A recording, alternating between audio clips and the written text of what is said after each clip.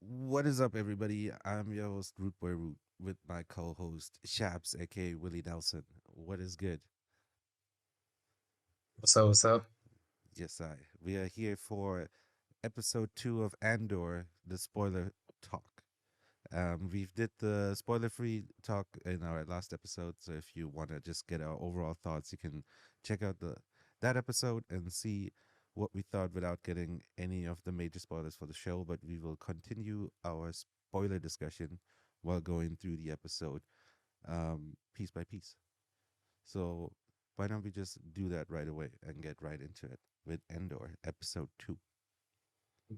A quick recap of where we left off with episode one. It was at the end that it was the scene between young Cassian and his sister, and he goes off with the older kids to go find the wreckage of the spaceship, and he leaves his sister behind, and it's implied that that's probably the last time he saw. And so now it starts off. Should we just go scene by scene, or should I just give like a quick of what's going on? All right. Anyway, so yeah, because it's not there. We just go scene by scene. So it starts off with a quick scene of all the older kids and Cassian, young Cassian, going off into the like just walking across Canary towards the thing, and there is a Qatar. shot of Canary, Canary, the black Canary. All right. So and there is a scene, a shot of him standing over. I think it's the complete wreckage of the mining facility. I think Oh yeah, correct. so. Yeah, that's the and that shot is amazingly well done.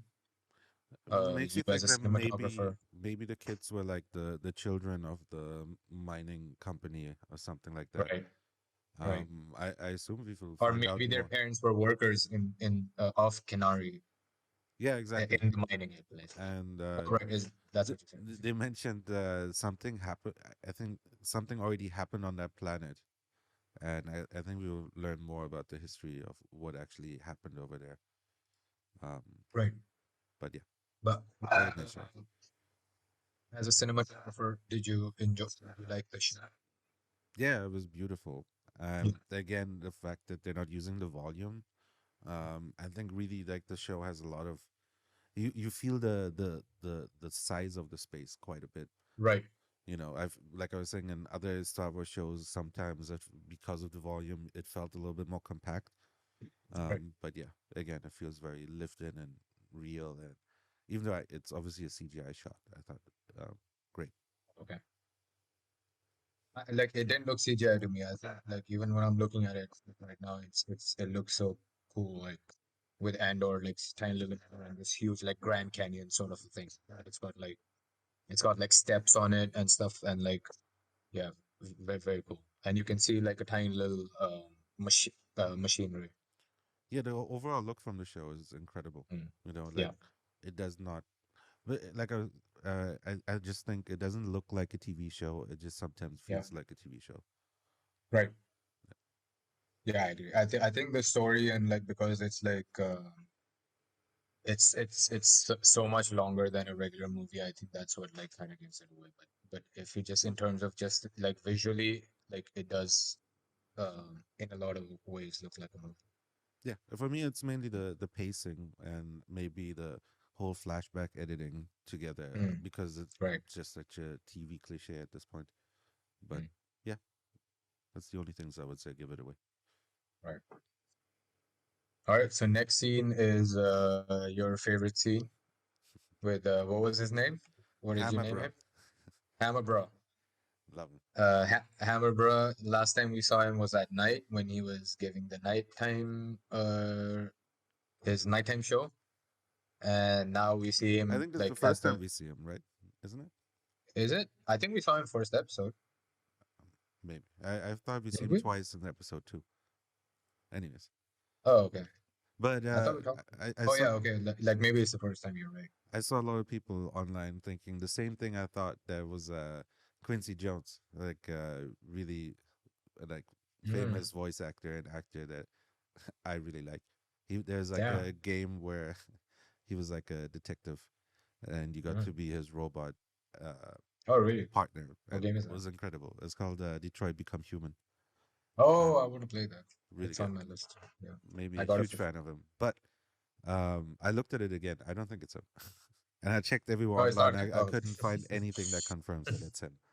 So, but it's funny that a lot of people had the same thought as me. Mm. But yeah, love it. Yeah, that's actually pretty cool. That. Yeah, yeah, you're right. But I love the whole ritual he makes out of it. You know, Mm. the different poses and the Yeah, grunt at the beginning. It's and um, he adjusts his noise canceling like headphones. you can tell that like he really loves that job and like you Yeah. can't take it from him. Like you could would think they would have a droid to do it, but no, Mm. it makes it more lived in. It makes it feel like it's part of the culture, Yeah. and it kind Right. of like goes into like the later on when they're hitting the smaller bells. Mm. It kind of continues that theme that like in this culture, the ringing of the bells or the anvils or whatever it is, it's a thing. It makes it Yeah. feel more lived in. I feel like, and makes me want to know more about the place. You know. Right. Yeah. That's yeah. You're right Again, about that. doesn't add much to the show, but adds so much to the world, and I think for that it's totally worth Yeah, it. those Truly. tiny little details, you're right. When Yeah. they like, that's what I even mentioned in the first episode is that all these little details, it makes the world like so much more lived in and like that these things have been happening. It's not like it just got created just for the story and everyone's like a cardboard character. Like everyone like, yeah, they didn't need to show that. They didn't need to show him do a ritual. They could have had like a faraway shot of just someone. And like you said, or it could just be an android. But it goes to show, yeah, you're right. It's like they're using the medium of TV for the right reason, Mm, where they're like, because we have 12 episodes, we can take the right, time and include something like this. Where right. overall, I think this episode is probably the slowest out of the three Yeah. in terms of like it's really just being with the characters mainly. It's a lot of Mm, character development in this episode versus yeah. actual events. It's really Yeah. just like the plots in motion at this point. But Mm. again, I think it allows us to get just that much more um uh I'm with the into this world. characters. Yeah. Yeah, right. And into the world and like just, Mm, really get sucked in into the story and the world of these characters. And I think for that I appreciate it. Where again, mm, like I still think overall it felt slow, but because of these things, I appreciate it still. right.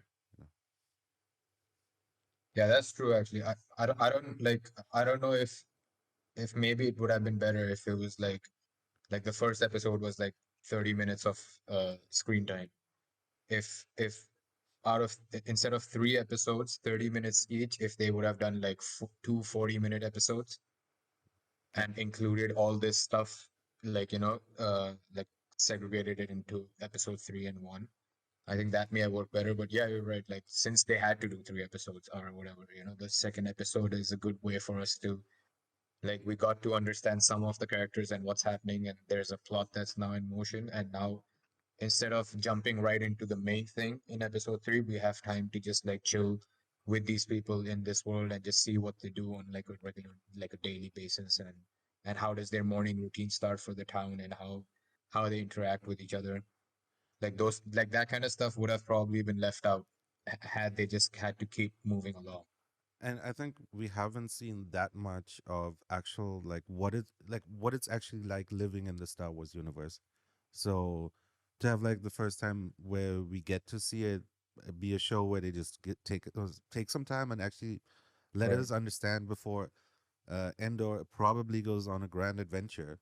We first will get to understand like where is he right now and right. why is like I would hope that or my hope for the show rather is that all of this will really matter in the coming journey of his story Mm, in terms of like you understand what he left behind right, and what his character motivations are going forward, like why he acts the way he does, right, which was in Rogue One the biggest question always of like why is he acting this way, and he right, gave you little crumbs and bits and pieces here and there, but like they never really spelled it out fully. Even the thing that they Mhm. spelled out, we were saying that he's been in the Yeah, fight since he was 6. why don't you talk about it more?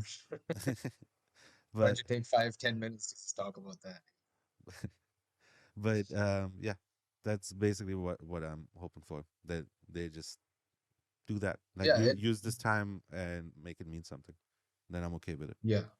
And the But whole also like mad thing. in a way you're right, like where we're knowing now this character, like where he lives, what his people are like, and the kind of environment that he comes in actually impacts the character a lot. And I think like the more the viewer gets to know about that, the more you actually not just the world, like you get to know more about Andor as a person as well. Like you understand a lot of his character traits and like some things it may not just be like it- it's and it's like two they keep showing like two different environments, like but they're very unique environments, both of them. They're not just like regular things, you know.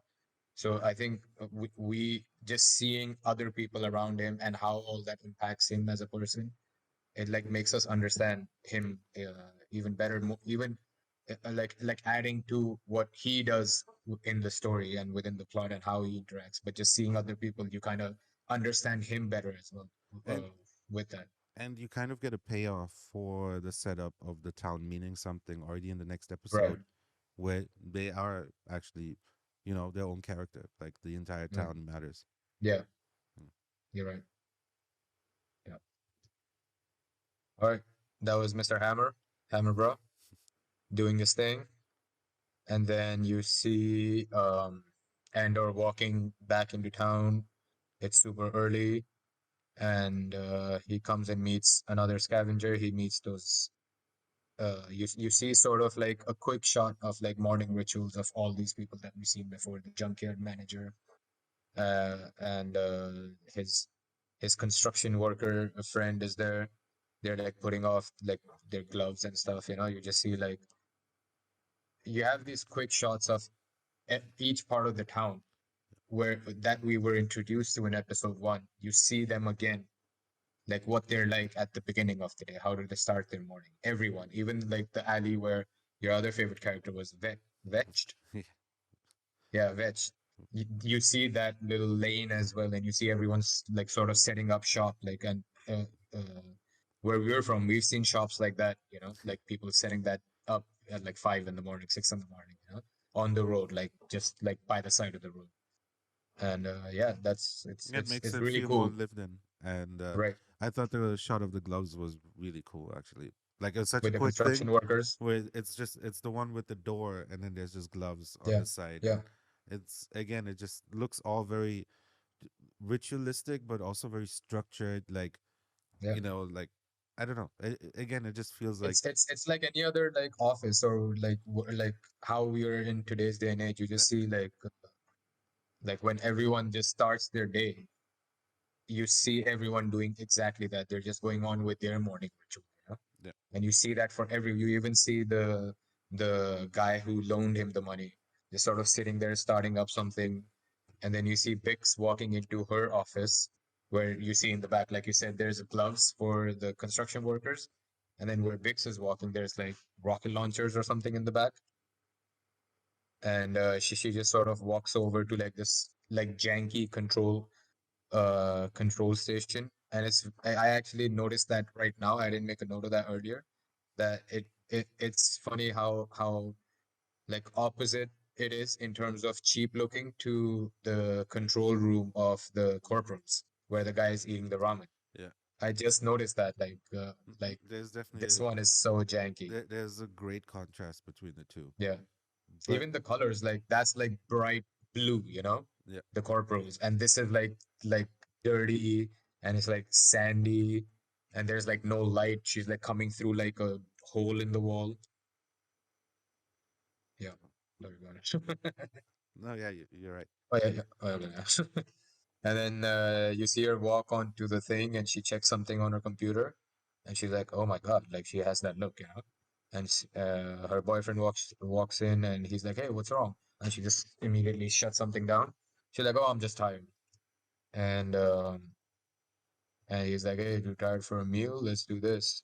And she sort of uh blows him off and says like, "Hey, why don't we like do something tomorrow?" and just sort of like leaves, and you see like a suspicious look on the boyfriend's face, and he decides to check what she was checking on the computer. I'm sure you've been in relationships, but I've never checked my girlfriend's phone like that. Oh, my girlfriend has checked my phone many times. Oh yeah, okay. Mm. So you know how Bix feels then. Yeah, Okay, but now you also know how Bix's boyfriend feels, aka your ex-girlfriend or a mm, girlfriend. I guess so. You know, Thank God she you see, never you called see. the cops on anybody. Yeah, that's true. Well, if you were having an affair with someone, or like a close enough affair where she thought that, then maybe she would call the cops on that chick. Another one. All It's right, all good. we should reel it in. We should reel it. There's a tangent. We should reel it in. All right, so he sees this is important where he sees the beeping, and you see now, um, like a text, English text come in, and it's like, seeking a Canary male resident of Ferrex for questioning citizens with any information. Contact the Priox Morlana Security HQ without delay. And you see the boyfriend. I think his name is Tim with like two M's. That's Yeah, what it said in the I think you're right. in the subtitles. I It think was you're just right. with funny. Just why have him give him such It's a just Tim. regular name, but It's then just Tim, but like because it's he's in just Tim. space, he has two M's. Yeah, he's the most basic nice guy boyfriend, but he's also jealous, you know. So that's why I guess his name is like she's Bix, Bix. I in my notes I wrote her name as Bicks, but in this it's Bix. And yeah, it is Tim. It's Tim Uh, with two M's. T I yeah, M. That's so dumb. cousin of That's Tom with two M's. oh my god. Okay. So Tim, okay, it's now easier for us. It's the easiest name to Yeah, remember. right. Timmy boy. uh Timmy boy. Timmy. Timmy. uh Tim he gets this look, and now we get back to Andor, and he and first you see like BB, his name is Emo, that's what it says in the thing. B2 emo. uh B2 Emo, he's too emo. uh I don't know if that's like a He like be a too like a emo. hashtag for no. Maybe that's like Robert Pattinson's hashtag for Batman. I I be too emo. Still love that droid though. Yeah. Weird And you name, see him but love it. using something. Yeah. Yeah, I don't know what. Maybe they should have called it like B2 Stutter or something. That would have been funnier. It's just so on the nose. Like nobody else has like their personality in the name. Maybe they just Yeah, called him exactly. emo because he's so emo. Like it's like something Mm, Andor did, and he's just like, mm. B, you be too emo, bro. And he keeps like B2 Shy would have been better because he's always like putting his eyes lower and stuff, or B B2 Scared. be too awesome, bro. Telling you, B2 Awesome. There you go. love to show. All Little right, we call him Roomba. B2 Awesome. He's a Roomba with a heart, with a stutter. Yeah, it's a Roomba who had sex with Wally, basically. That should be in Star Wars. That opens up a whole other question, like you said, about people having sex. Do droids have sex with each other in some manner? Why not? I mean, after Solo, I have a lot of questions. I mean, if a robot is can be in love with a human, and if you think about it, like it's literally like a plug going into a socket. It is it's a thing in Solo where uh the I forgot her name, but like the Lando's droid is saying, "I know that he has a crush on me, but it would never work." And Yeah, and then the uh, Ursa, no, fuck, you see, now I'm confusing the two. I think yeah, I told you that's I think it's Solo who asked it. One of the guys. I think it's Solo or his girlfriend who are like, "How would that even work?" And the droid is just like, "You don't want to know, yeah, but it works." Or something like that. It's really dumb. It's so like, why open this can of worms? yeah. They wanted to make Solo, not Solo, Lando pansexual. Yeah, I They guess so. asked, yeah, they asked, I think one of the writers, like, is Lando pansexual? But why And does then they put it all over the internet. well, why does it have to be a droid? Also, after Because that's what watching, pansexual af- is the, or is that five? I don't know. Pansexual, I think you sleep with everybody, everything, Right. anything. Right. So that's why the droids are there. But after watching Cyberpunk, there's a lot of cybernetics and sex. Now I Really? like I don't want to picture it. Now that I know how it could work, I don't want to think about it anymore. I don't want In to Blade know. Runner, they have like a holographic three-way. So Yeah, in the new Blade Runner, they're 2048. I do not want to think about what C3PO does to R2D2 when they're Oh on their no, long trips and they get no. lonely. Maybe that's why R2D2 doesn't talk anymore. Yeah, he's In like like in like the whole trilogy. And C3PO is like himself the whole time. So all those things that maybe. come out of R2D2, they're actually sex Oh yeah, toys. yeah. They're uh like what are those called? Where it's like whatever it's He has a flashlight that they're still waiting to reveal in the next trilogy. It's just like it's in another compartment. We just haven't seen it yet. R2D2. Yeah. So I'm telling you, someone had sex with that trash can. That's all we're saying. C3PO definitely. See, but that's why I don't want to think about it. It's like Yeah. Why would you make someone think about that stuff when you can just tell like a fun story in space? I don't That's want the to. whole point, right? I don't want to think of somebody getting sexual with BB-8. Oh yeah, I know. And like or like is there like a age limit on droids? Like Yeah. do you have to like Do they wait go? until they're Do they go by height? But you know that the Gonk droid is definitely I a want to take fucking that freak. personally. But there's that little Imperial droid, the Gonk droid that has those Oh two yeah, small little feet. He's also in the yeah. show, but yeah, that guy fucks. That's not That even a guy could. question. He's That's just like a walking semen disposal machine. We're recording you, bro. This is the tangent I should have reeled in, but You it's should just keep going. hilarious. Let's keep going. You're gonna have to put some freaking uh, those like black bars around your face so that people can't even see what you're like We'll beep mouthing. that one out. Yeah, yeah. Beep and like a black bar in Yeah. front of your mouth so that people can't even make out what you're saying. Tune in for Star Wars After Dark, where we go into Exactly. sexual tangents about how it would physically work when droids and aliens have sex with humans. Catch us next time. And why does a robot have feelings for another man? Because it's a robot. Like I didn't know robots could have those kind of feelings. I mean, I guess C3PO is always scared, but then there's the question: is he programmed to be always scared? Is he Yeah. sentient? Like, And they kind of talk about that in the first episode where it's like if you have to charge something to lie extra. I don't know if that was a sarcastic joke or and like he so I don't know, he's kind of shy all the time, like or maybe that's like just like him trying to like it's like programmed. I don't know. yeah, I mean, and in Solo, they set up that they're basically slaves when they're not thinking freely. Yeah, like I said, And Star Wars After Dark. androids are built as well, so we know how they're created. Like a Yeah, kid can build a droid. yeah. Hopefully we'll get a movie explaining it. That should be the whole movie versus explaining every single thing. That's it. They It's like might. I they mean, did question by question. it's not even. Kathleen Kennedy. It's We gotta get Kathleen Kennedy on our podcast. Ask her all these questions. Be like, can you so just so. And I won't go into it again, but yes, we'll ask the Twitter world to make it happen. Bring Kathleen Kennedy on this podcast so you can ask her the real questions, the things that exactly? need to be answered, the things that Yeah, she set up and hasn't given us answers yet.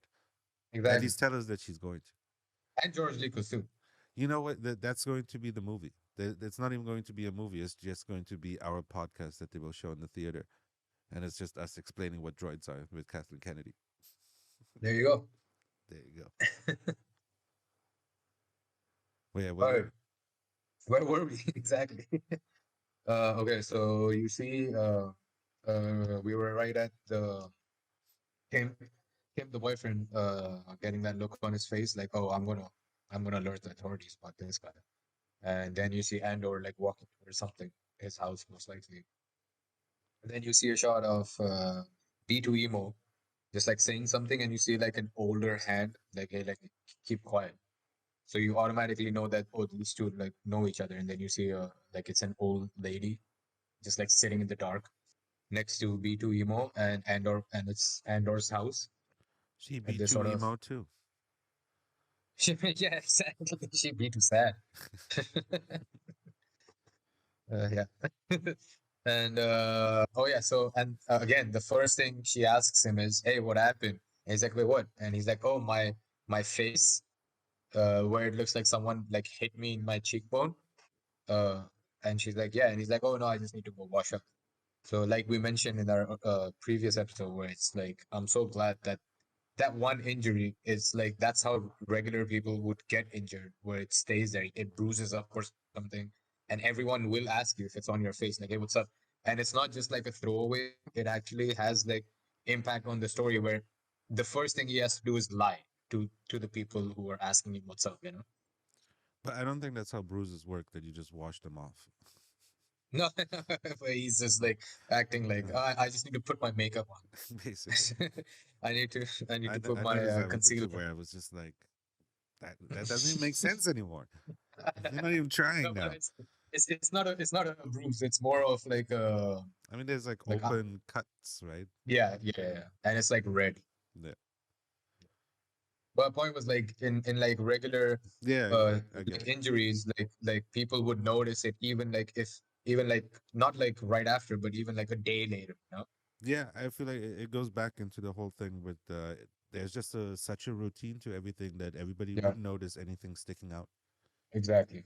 You know? Everybody knows each other, so they're like, hey, what happened? Like everyone will ask you, Yeah. and then you have to lie to everyone. Yeah. So and he's just like, oh, I was helping Pegla and I tripped on a cable. And you can tell that the old lady doesn't believe him, and she's like, "Oh, you've been busy, huh?" She kind of like like mild in interrogating him, and you're just sort of like he's uh oh, okay, and then she sort of like he's still lying about what he did last night, and then she tells B to Emo, "Okay, read it." And then B to Emo reads out that whole like thing about the Canary male wanted by the authorities. And she's super pissed. She's like, how does someone know the word Canary? Like or like, what the hell? Like, did you tell anyone? And she And says all the papers that I gave him never said Canary. They said something else. they said what? Sorry, your audio cut off. I was saying, I think she Oh, says right there, like all the papers I've ever given them never mentioned Canary. They mentioned some yeah. other place, from which I inferred that like that must be his mother. She said every document I've ever submitted has always said you were born on Fest. Yeah, that's That's the I got the implication that that's like his mother, because why else would she turn in documents for him? adopted mother. Yeah, of course, but like Yeah. like it's his mother figure. Oh, right. Okay, even within the show, she's like officially his like adopted. Yeah. Well, like they Not, haven't said it yet, but it's not like it's not like a mother-son relationship. Like you're saying, she's now his like stepmother, like adopted I mother, or think both. I think there's you can tell from the way they talk to each other, it is a mother son relationship. We just don't it's know. definitely a mother-son We relationship. we But just don't know yet where she came from or like how they met. But I think it's right, pretty strongly implied that it's yeah, his yeah, current. Like if you get adopted at 6, by the time you're 30, that's your mother. Even if she's adopted, there's still it's a mother son thing. like Yeah, that's what yeah, I'm saying. yeah. But we don't Like know it's anything else yeah, yet. At this point, it yeah. could still be his actual mother. We don't know. Oh, okay, okay. What I was saying was more so that we don't even know if like it's a lady who adopted him. I I'm mean, the saying like fact that she maybe says all the documents, well, I guess she didn't say ours, but like still, it could be like I said, at this point, they haven't really said more. At this point yeah, of time, when in this conversation, all you're right, the show is letting us know that like that is his mother figure, that is his guardian, that is putting yeah, why that's why she gives documents to the government that for right, him and stuff. You know, right. I agree. So yeah, so they're like, I told everyone you're born on Fest, so how do people know the word Canary? And he's like, hey, maybe you told other people or something like that, you know? And she's like, everyone I told is not even alive. Like, what the hell? That's also such a character moment because then right afterwards you find out that like, yeah, never officially, but I told friends and Yeah, other like in their people, family. and then in stories it's like like you it makes and he's still like obviously not telling the full truth, so he probably has been telling a lot of people about Yeah, Kanari and I'm shit. looking for a girl But from like his Canary. first response is like maybe you did it, you know. Yeah, exactly. Yeah, that's true. That he's willing to like, and he keeps going. It's not like a one moment thing where where he's like, well, she's like, well, I told this guy, and but they're family, you know. And he's like, well, if you're making this, we make a list. And it's like, dude, you've told, like, we just saw you ask some random prostitute at a brothel Yeah, about a girl from Canary in front of cops that you ended up murdering 2 minutes later. very true. Like maybe it's you, Yeah. but he's like, yeah, but yeah, maybe you Especially should just tell her. on top of that, he probably knows that that's why they're looking for him. Yeah, exactly. Like he's probably smart enough to see like, oh, I'm wanted, and they know Canary. Like in his head, he probably already connected it. Where it's like, fuck, it must have been last night. Because I think Yeah. this is actually, is this like the next day, same day? I guess it's the next day because of the hammer It's the guy. next morning. It's So the next morning. it's like Okay. 2 days after he's done it, Right. assumingly, because Two it's days. still like it's like the he killed the cops, then he slept Eh, in that wreckage, then B2 came, then he had that a whole day, and then assumingly he No, so probably slept in the wreckage and the day started with the hammer guy. So we're on day. no, so he killed the cops, and then the next morning was the deputy commissioner and his commanding officer talking about it. No, yeah, but So like that he was when we see and him again, he gets woken up by B2 in the wreck, like he's sleeping somewhere else. oh, right. Right, but So he has that's the that dream. same That night. I think That's that same night. I think that That like the next morning yeah, after he exactly. killed So the that cops. it's 2 days, assumingly two Right. days after that. Yeah, Yeah. So this is like day two, yeah, there's a night that he killed the cops, and then day one, and then now yeah, this is the morning of day two. yeah. Yeah. And yeah. And she's like, but then who told these Premor bastards about Canary?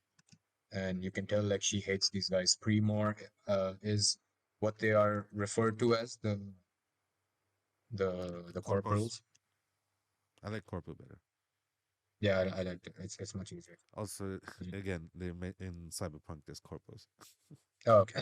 I think maybe that's why I feel like there's definitely a strong influence from Cyberpunk, or like from Blade Runner and stuff like that, Mm. where they I like think it's Blade Runner. they want to like Cyberpunk is like a genre.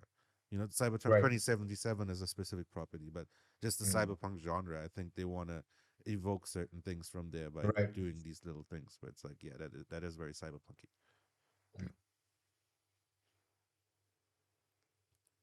Okay, Man, so now he says I messed up. It's yeah, and because Bix called and so he's like I messed up or something, and now you cut to Bix having a drink in a bar, and Andor sort of like goes and he sits next to Bix and they're talking about like the whole Canary thing, and now he's explaining to her like two guys jumped me and it went too far. And how far is too far? And he's like, I'll sell you the piece. I just need enough to get out of here. And she's like, he's coming. The buyer's coming. And we're like, oh, who's the buyer? And it's too late to call him off. He'll be here in the morning. So he's trying to sell something to get out of here. And she organized the buyer the with the buyer to come buy this, which was the beeping that she was using, the Morse code in that thing. And he's like, I need to get out of here quick, so I'll just sell it to you if you want. And she's like, no, you like the buyer's like, now you can't call it off. Now you just have to wait till tomorrow morning. And he's like, all right, cool. Like he has this look, and he holds her hand, and he's like, hey, I won't forget about this, like what you've done for me. cut And to the moment he hold, what was that? cut to Timmy Cut boy. to Tim. Timmy is standing right there by the bar having a shot, and he's Looking a watching the little whole tipsy. thing. Yeah, Tim C. Timsy. that's Timmy that's what boy. we're gonna. Yeah, Timmy the boy. second you see that shot, you're like, no, Timmy, No, no, don't Tim, don't don't do do it, this. Timmy, no. He's gonna finish his drink first though. And but what he obviously missed was Bix pushing like his hand like please don't put your hand on my hand. Okay? I'm not interested in you like He that finished anymore. the drink and walked away, and He then walked away and then she did that, you yeah, know. And we're like, oh no, Tim, you missed the best part. yeah, You would have seen like a girl faithful. right. Don't be jealous, Tim. Yeah, your girl's faithful. She's just like stuck with this bad friendship, and Come on, or like Timmy. like her ex-boyfriend. She's just a good friend, Timmy. That's it. That's it. Tim, you're going to sleep with her, Tim. Don't forget that. Don't mess this up, Tim. It's not gonna end good for you. Yeah, Tim, please. But yeah, so she puts Andor's hand away, like, yo, come on, man, I guess what's it's a wrong with good you? point to say drink responsibly. Yeah. Yes, yes, yes, yes, exactly. Oh yeah, you Uh, end up like Timmy. on that note,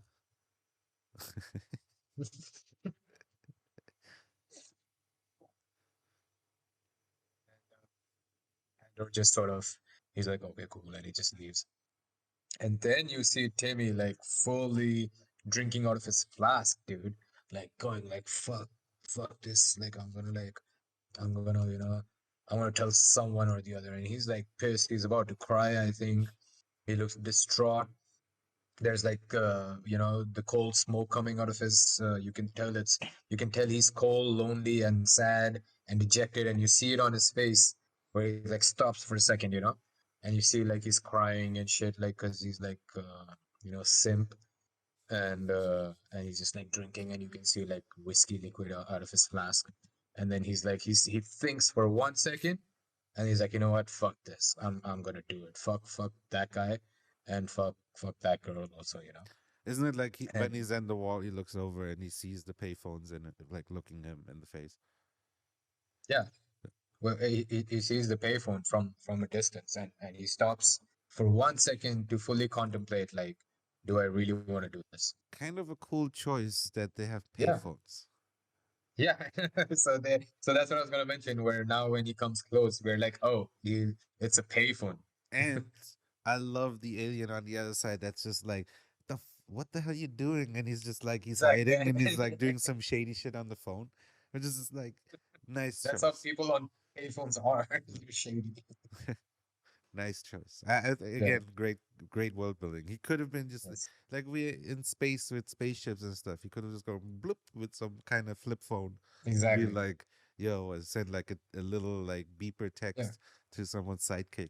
But no, they're like payphones. like it's a payphone. Like that's the thing that's cool is that it's a payphone, but it looks completely alien and futuristic, but it's still a janky payphone. Yeah. And what that tells you is that like it's a human mind that evolved. Like you got new technology, but it's the human mind that kind of like this is what they know, where I'm talking about the characters within the world, where it's like this is what they know and this is what they built out of the technology that was available to them. Again, shows So yeah, also like a great contrast between the high tech that the corpos have yeah, versus like exactly. this somewhat low tech, like Yeah, more poorer look of the city. yeah. And I paused it while we were talking, and I was like, I paused it at his face and the side, like with the payphone, there's like the sort of the divider, the plexiglass. And the cool thing again that I noticed, I don't know if maybe it's a choice or not, but it's got like smush and like fingerprints on it as a regular payphone in public would, Yeah. because people like lean against it, and it's not like clean. Yeah. Like the Like whole there's city, actual, everything is yeah, so like it looks really lived in. It's great. exactly. It's Amazing like effects some of design. it is like faded in the background, like in the back, like it's scratched up, And and like small little fingerprints there's many everywhere. times where like the set is very like wow, like you notice it. You know, it's not Yeah, like they're just in an area. You're like, no, but this is what the fuck. Everything is kind of yeah, really cool. You kind of want to look everywhere. It's really cool. right. And the moment you said that, then literally the next shot is like you see him by the payphone, and then the next shot is the corporal's control room, and it's like this slick, there's like lights everywhere and like all this cool technology, and it cuts to like a small monitor which is like clean as hell, and it's like everything is like so much more expensive looking, where even we can tell like, oh, this is probably way more like that's like a NASA one, and that's like a fucking payphone in like an alleyway, you know. Yeah. Yeah. Well, it's So a yes. nice show showing the old school, like the man in power and how the Yeah. republic uh is just like, yeah, taking probably all the resources in the galaxy while trying to Yeah. control everybody else. You know, Mhm. Exactly. Okay. So uh they're like looking, it's the same people who are the same three employees who were eating the ramen and stuff, and they're like looking, hey, I don't see anything about Kanari. they're And gonna then get the girl, the signal right from the boyfriend. yeah, not yeah, but first she reads insurrection, destruction of imperial property, um, assault on imperial soldier. Check the database, see if it says anything about Kanari. It's just like We're canary. about to get an image. Yeah. So it's like we sort of understand what sort of happened on Kanari. Isn't this the moment where she's kind of questioning, like, canary? What? Like, she's also kind of like confused about, like, what is a canary? Yeah. You know, I think they're So so trying so to so, so imply they're that, trying to, like, not a lot of people even know what this is. There's not yeah, many people left from there. It's not someone you meet right. very often. That's Yeah. why it was such a big red flag when someone said canary. Yes. They're like, okay, it must Right. be easy to find because there's not many of them. Exactly. And suddenly now they get an image, and it's young Cassian Andor, and he's like nicely shaved, and it's that hologram that you see in like all the other Star Wars movies. And you see Mr. Bad Guy looking like at the hologram, like, oh man, I'm gonna fuck you, you know. I can't wait to catch you, like that kind of a thing. And then you see the lady of the night from the brothel earlier walk in the corner. And it's like, oh, now we get where they got the name, where they got the word Kanari. They got it from the lady of the night, ended up telling someone. Yeah. And now we cut back to Tim is just sitting in his house. He's still kind of drinking. He's looking at something, and he gets a knock on his door. And this is my most paused and rewound moment. This is why it Rewinding. happened. It's so he's just sitting there in his house by himself, and he gets a knock, and it's Bix, and she's like, "Hey, you know, I saw your light was on. Can I come in?" And she comes in, and he's like, "Oh, I don't know." Like, and she's like, "What's wrong?" And he's like, "I don't know. I'm just surprised." And she turns around and she takes her jacket off like this, and her pecs are just like mine, you know, pecs. Okay, I'm not being sexist here, nor am I being rapey. And the only reason I mentioned this is because they make it very obvious that she's trying to like sort of distract him, and so that he doesn't ask him too many questions with like, hey, let's just like do something else, you know. So like it's like that's why I made a comment on that, where it's not like I'm noticing that, where it's like there she clearly does that as a way to distract not just us the audience, but Tim, so that Tim doesn't ask her too many questions. And he's like, "Hey, do you want a drink or something?" And she's like, "No, I've had enough." And Tim gets this look like we, the audience, know what look is that, because he's like, "Yeah, I know you got enough drinks. I saw you." He's You probably know, also he knows. questioning if he has whiskey dick or not at this point. Oh, I'm pretty sure he does, which is why he's probably like trying to stall. Because if Yeah. your girl comes to you and just takes her jacket off and is like, "Hey, you want to do something?" Like, you know, and you're like, "Hey, you want to drink or something?" And it's like, she looks pretty drunk right now. I would just, I would just go for it. But otherwise, you would start making excuses. I've been there. It's fine. Ain't nothing wrong with that. Yeah, it's human. Yeah, just don't drink whiskey that much. It's drink responsibly. Drink responsibly. Yeah. And so she's now sort of just standing like this, and she's like, "Are you okay?" And he's like, "I am now." And they start kissing each other. They start making out, and they're not. It's not very graphic. It's just like sort of them in the corner, like silhouetted, and then like a close up, and she's like She sort of stops kissing him and goes into his bedroom and sort of sits on the bed, implying that, hey, and then you see a look on his face, like he's got that look like, oh shit, maybe I shouldn't have called the people, like, like this is why I shouldn't have done this, because now I won't probably won't be able to do this again after tonight. Very he, true. he has that. I can tell a lot by a man's look. I'm telling you, and I'm giving the show a lot of credit that, and the actors a lot of credit that that's probably what they mean. Yeah, I hope for that they sure. mean that. But in my head canon, it's just like I shouldn't have had that last drink. I should have Yeah, stopped half an hour ago. I didn't know she was coming. I didn't know. This is why you text. Yeah, let me know. I, You, let me she's know. like, I was at the bar. Yeah, Come on. yeah. I'll be a little longer or something, like, I would have had some coffee or something. Yeah, exactly. I Uh, would have started fluffing before you came.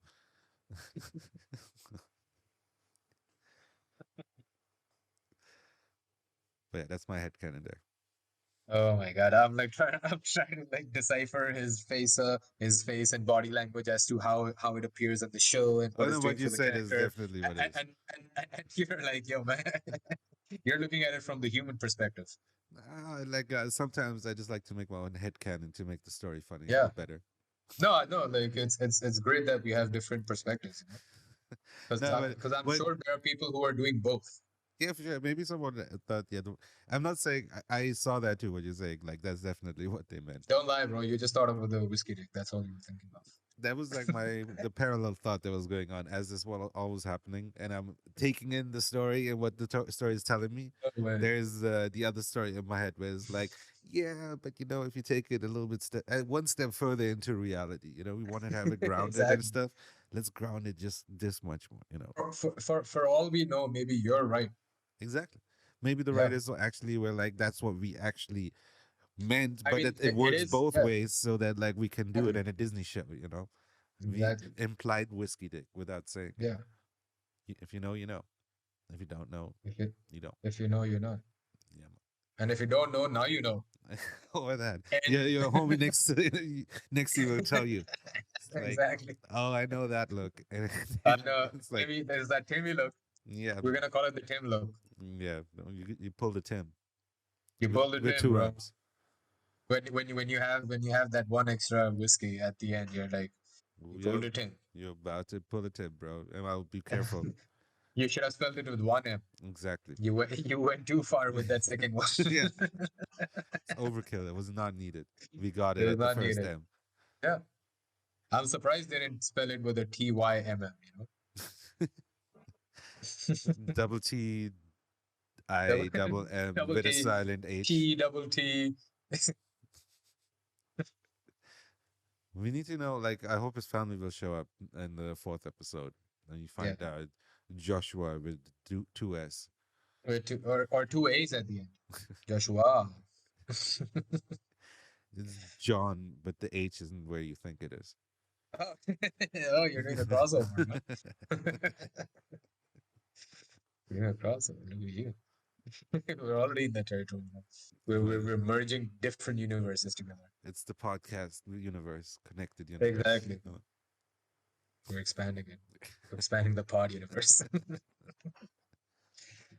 All right. So he has that look, and then now it cuts to the corporal's control room, and Mr. Bad Guy sees some heavy guy, heavy and more shorter guy, and he sort of goes to him, and the moment he comes, and you see the shorter, heavier guy go like, "Sir, Sergeant Linus, at your service," and you're like, "Whoa, okay, what's going on?" You And he can has tell a very, very, immediately he's from the army or something. Like he yeah, seems yeah, like there's such a stark difference, but the second he gets between on the the street, two. yeah, but yeah, that's all I wanted to say. And also when he's walking, Sergeant Linus, he's walking like this, He's Yeah. got this walk, and the other guys just He has that interesting shape where like he's a little bit bigger, but he still looks ripped. You know? yeah, he's that's why I said shorter, but and he's heavier, and he's not it, but the way he carries himself, you feel like he's got that like like that heavy muscular body. You know what I mean? Like he's like, even though with the uniform he looks fat, but the way he carries himself and he's like Sergeant Linus, and the way he's walking, he's got this mean look, and you're like, oh, like maybe under that he's got like that. Like now he doesn't like he's not in his early 20s, 30s. Now he's like a little more like he's sergeant. It's He's the, put on weight, but he's still got like that muscle. it's that or the space spandex are putting in overtime. Or that's exactly what's happening. And he's got it's a weird, like, I mean, it's kind of interesting, but it's a weird choice for that kind of a role, for the actor, because Yeah, even his voice is like he's got a British accent, or like a very like thick British accent, but his voice is like very like it's not like bassy, it's the opposite of bassy. I don't know what that I is. think it's a nice differentiation from like the actual army and soldiers and other things that the Yeah, Republic have. This is like he's not really a soldier; he's security, really. yeah, He's corporate security. right, But right, right. because they're so eh, like they have the order so in control and they're so strict with the thing, it comes across almost like an army man. But Right. yeah, I think these guys are actually just security because especially when you see them fighting, you notice Mm. that they're not on that level. But he calls himself Sergeant Linus. So Oh, maybe it's security off the. That's what it is. yeah. I feel like they haven't still properly explained everything about the corporation. Mm, right, and what it is, and we don't even know how this guy, because he's like way younger. So how is he in this position of power? Yeah. So yeah. And how much power So does he have? yeah, that's another good part where he's told something and he completely defies his commanding officer, and goes off and And get does the opposite of what and he got so many people involved in Oh, in well, the whole thing. yeah, Like we'll even get to I that. mean, he's going to so many people with different like, are you Right. looking Oh for him? yeah. There, he has the whole entire search going on And with. he's put out a He's wanted thing yeah, for exactly. Like it's not like yeah. he's just trying to do it undercover. He's being very Right. loud about it. Yeah, that's the weird part that we I think discussed sort of in episode one, where it's like like you would expect when he got like strict orders where like don't pursue this by his commanding officer, and then he goes and pursues it. And whenever we've seen that happen a billion times and all these kind of things.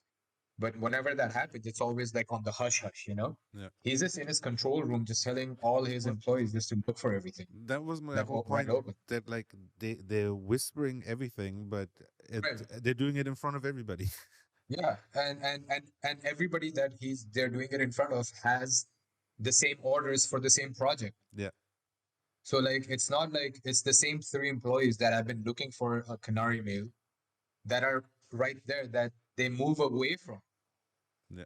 So like the next scene where he goes out, Sergeant Linus at your duty, like bad guy calls Sergeant Linus to like move with him, and then they go into a corner of that same big lobby control room.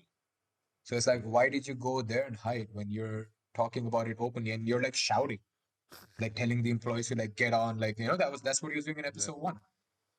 So it's like, now I what are would you hiding from? assume that like if it matters, it'll probably pop up in episode 4. Now that the aftermath, that's maybe why the Mm, episode 3 ends the way it does.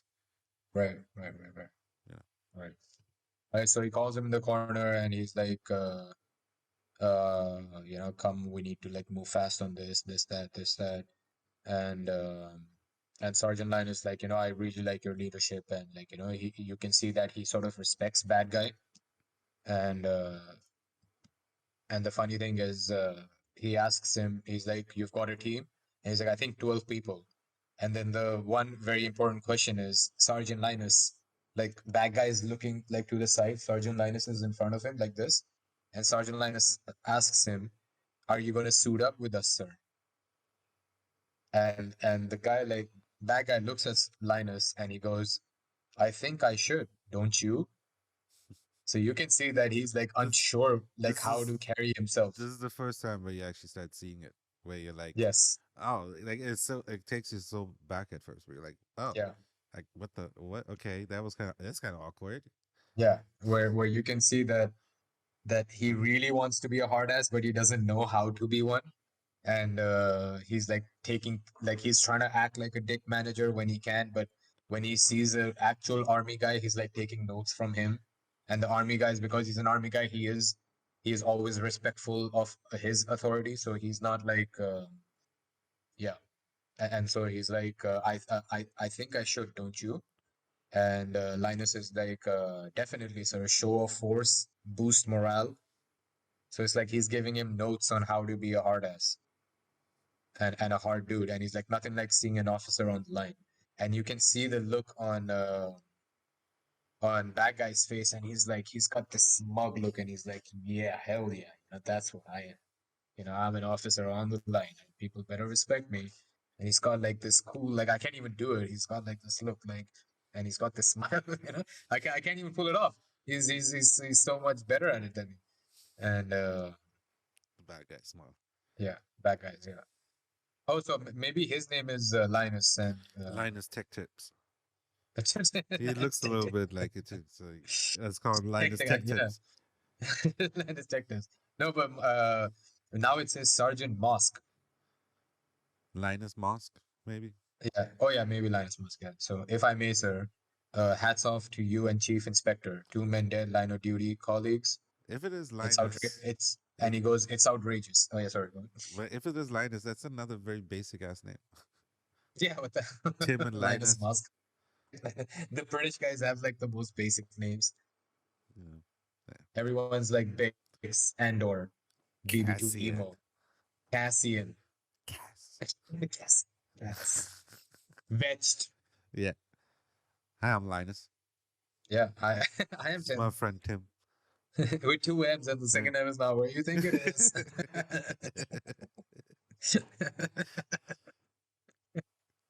It's before the first M, actually. But yeah. So and he's like and he goes mosque the he goes, it's outrageous. And you see bad guy like exactly like this is what I've been looking for. Like someone to have that same reaction that like two men in the line of duty are dead and what the fuck, like like how is everyone just taking it so lightly? And the thought of anything less is unconscious nibbleable, something like that. Unconscionable. Unconscionable. I can say it properly. Uh, and yeah, so you see them like fully like agreeing with each Inconceivable. other. The dereliction of duty, sir. Unconscionable. Imagine if you can pronounce it. Oh my god. I guess she was like, you know what I mean, sir. Imagine, yeah, exactly. Imagine Linus did that, bad guy, and like Moss corrects him. He's like, "Sir, it's actually Oh, unconscionable." Mosque is okay. The sergeant is Mosque, but the Yeah, bad so guy is the I'm bad not guy sure. Linus. That's what I'm not sure actually. Because in the beginning, I could go back and check, but I'm sure we'll Well, get to for it next later. episode, we'll just look it up. Yeah, right. We should stop trying to get our names. Like, I like our names, but like I know exactly. they I was should just be gonna say based that. on something. You're right. This one just got me confused because he said Sergeant Linus reporting, and then now it says Sergeant Mosk. So maybe it's Linus Mosk. Maybe he was saying Sergeant Linus too. Like hello, Sergeant Linus. Maybe he said that, and I didn't read it properly. But yeah, so you see them both like fully agreeing with each other with the same emotions of like, yeah, we have to. He's like, I don't like the wait and see kind of thing and blah blah blah and all this stuff.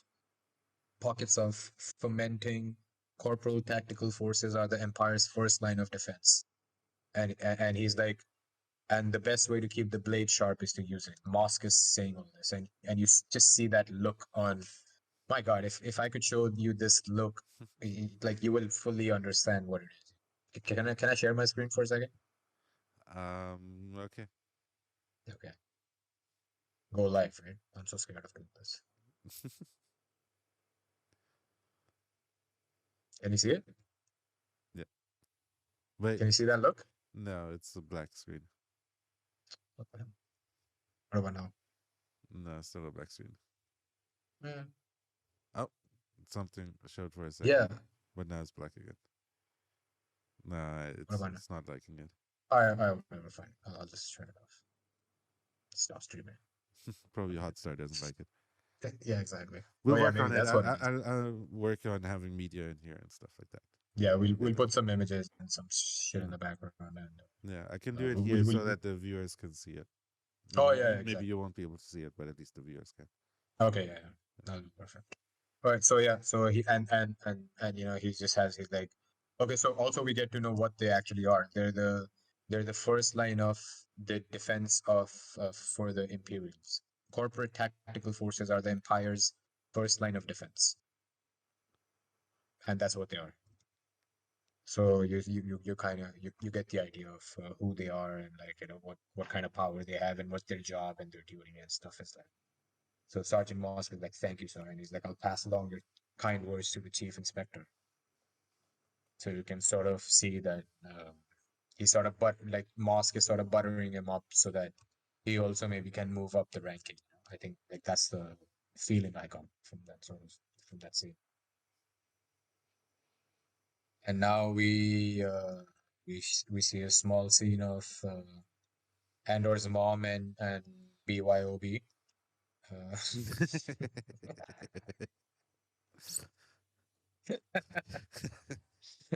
and and they're just sort of sitting there and not really saying anything. BYOB looks at her. She's just sort of clutching at her hands, you know, like you can see that she's nervous. And now you see Andor like looking through a junk ship. And this scene stuck out to me because he like does this, and like a compartment, like a luggage compartment, like you have in regular planes, opens up, and I was like, and that sort of stuck out to me. I was like, oh, you guys still use that? It's a pretty good way to store luggage on the plane, I guess. You know, Yeah, I don't know a better way. So yeah. What else do you do? It's still like yeah, I don't think well, that if has you need changed in hand like a luggage, like hundred where years. you're sitting, if you need hand luggage where you're sitting, like Oh, I don't know how else they would improve upon that in the future. You know? So yeah, that's I don't kind of know. so I like the little detail. In the And then in future, and be pocket dimensions. oh yeah, It's like and so yeah, so he opens that thing, and there's like a thing in there which is like sort of wrapped up in like a cloth, and he's opening it and he's looking at it. He sort of sees, and it's like, and there's suspenseful music playing.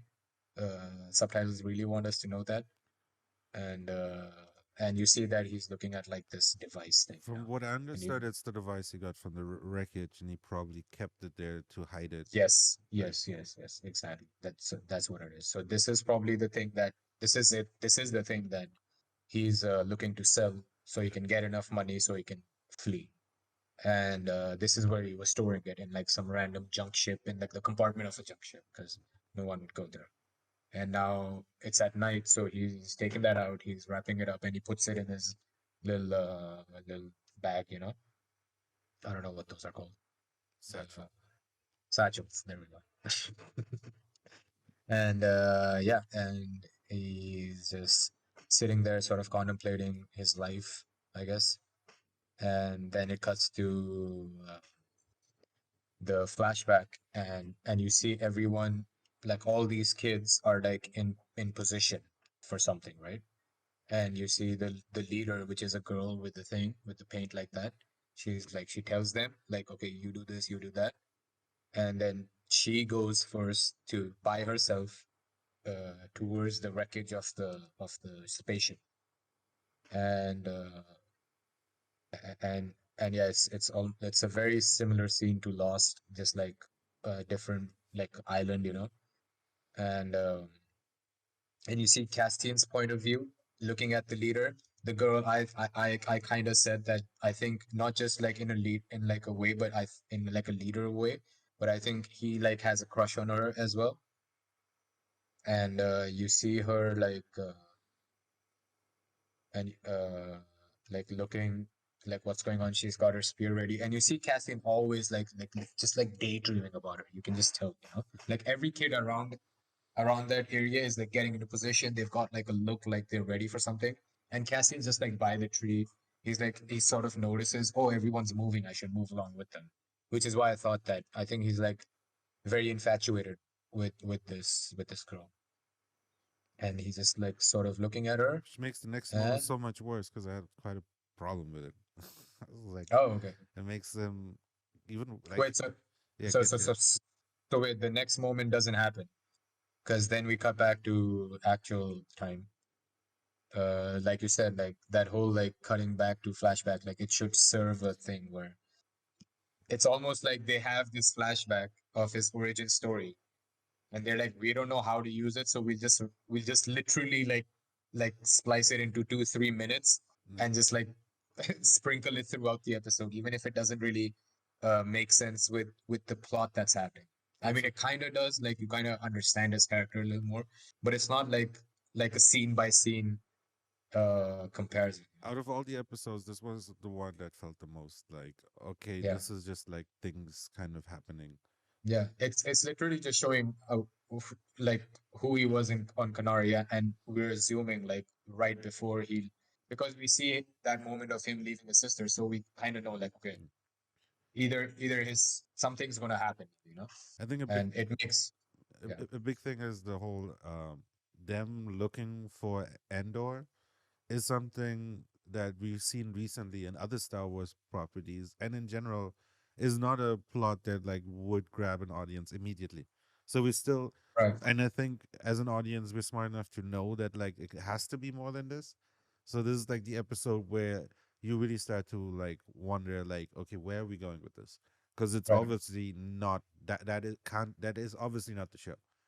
It right, you would assume it isn't, because it's just yeah, too simple and too on the nose and too much already done. yeah, I agree.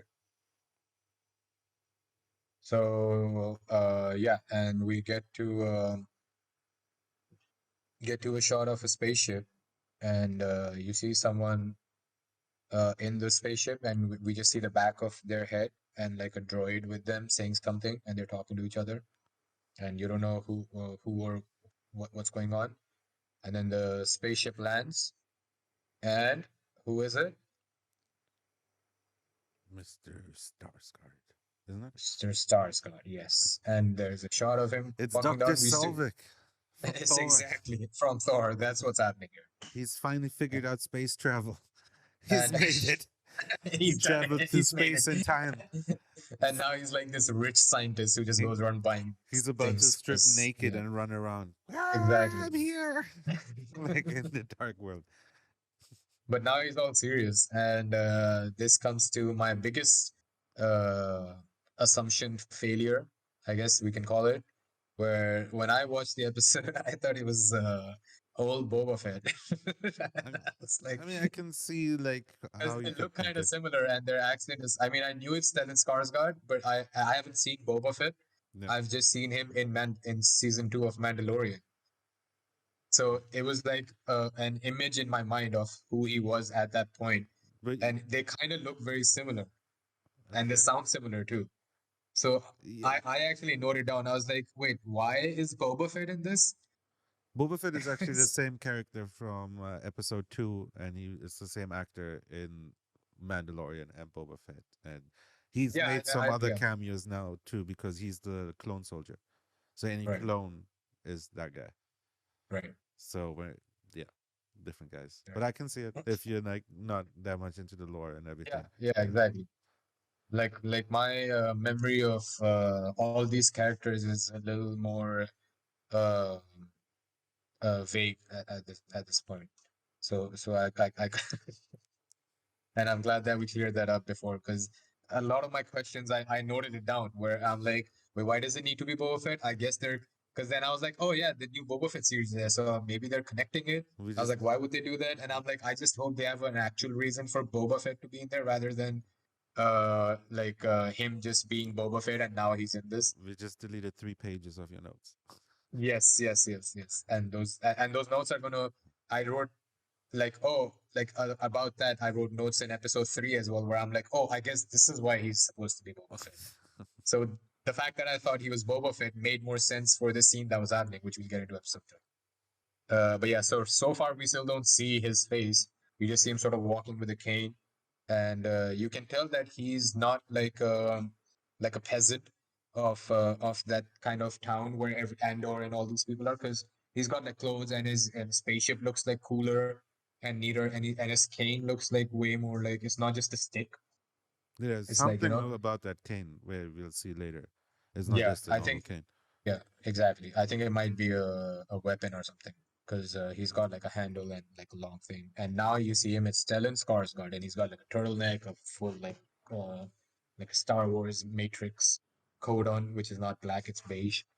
And yeah, and he sort of looks through his binoculars and sees like, okay, I'm out of that. I'm uh going into the town of Morlano. And you And probably assume that's the bar. yes, yes, exactly. Because yeah, there you go. And now you were right that your boy Hammerbra comes back and I it's love evening time. that they show him again. Yes. Didn't have to at all, Yeah. but loved it as much as I did, I think. Yeah. And it's totally worth it. Increase the runtime just to show him one more time. It's literally there for like 5 seconds, but it's like so cool to just see him pick up his thing, do his thing, Because you and know then the go rest in. already. You've seen it, and that Exactly. it like during the rest of the scene, you hear it in the background still ringing, Yes, and I yes. love that. Yeah. And you were right, like this was the first time in this episode that we've seen him. Like I mean first and second, but we didn't see him in episode one. Yeah. Okay, so and then we hear the clanking in the background, and you see Bix like waking up like in a bed, you know, and the reason when we hear the clanking and Bix waking up, that's why I you called him Hammer Bro, I called him DJ Alarm Clock. And now for uh for a very much pause scene. So she's waking up, Bix is waking up, and you just see Tim like just staring at her, right? You see her on the bed, and you see Tim just sitting on a chair, looking her at like this, literally in this pose. And he's just like looking at her, and he's doing this, you know. It's like, dude, were you just like sitting there staring at her for this whole time?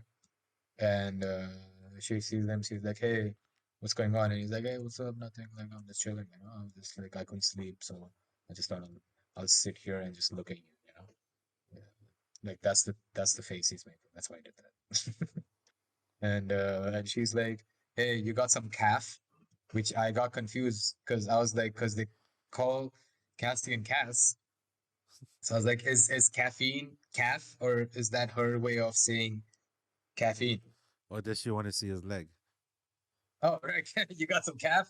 Yeah, no, girl. I'm I didn't do working my. on it. I It's didn't leg do. day. I didn't. It's not leg day yet, girl.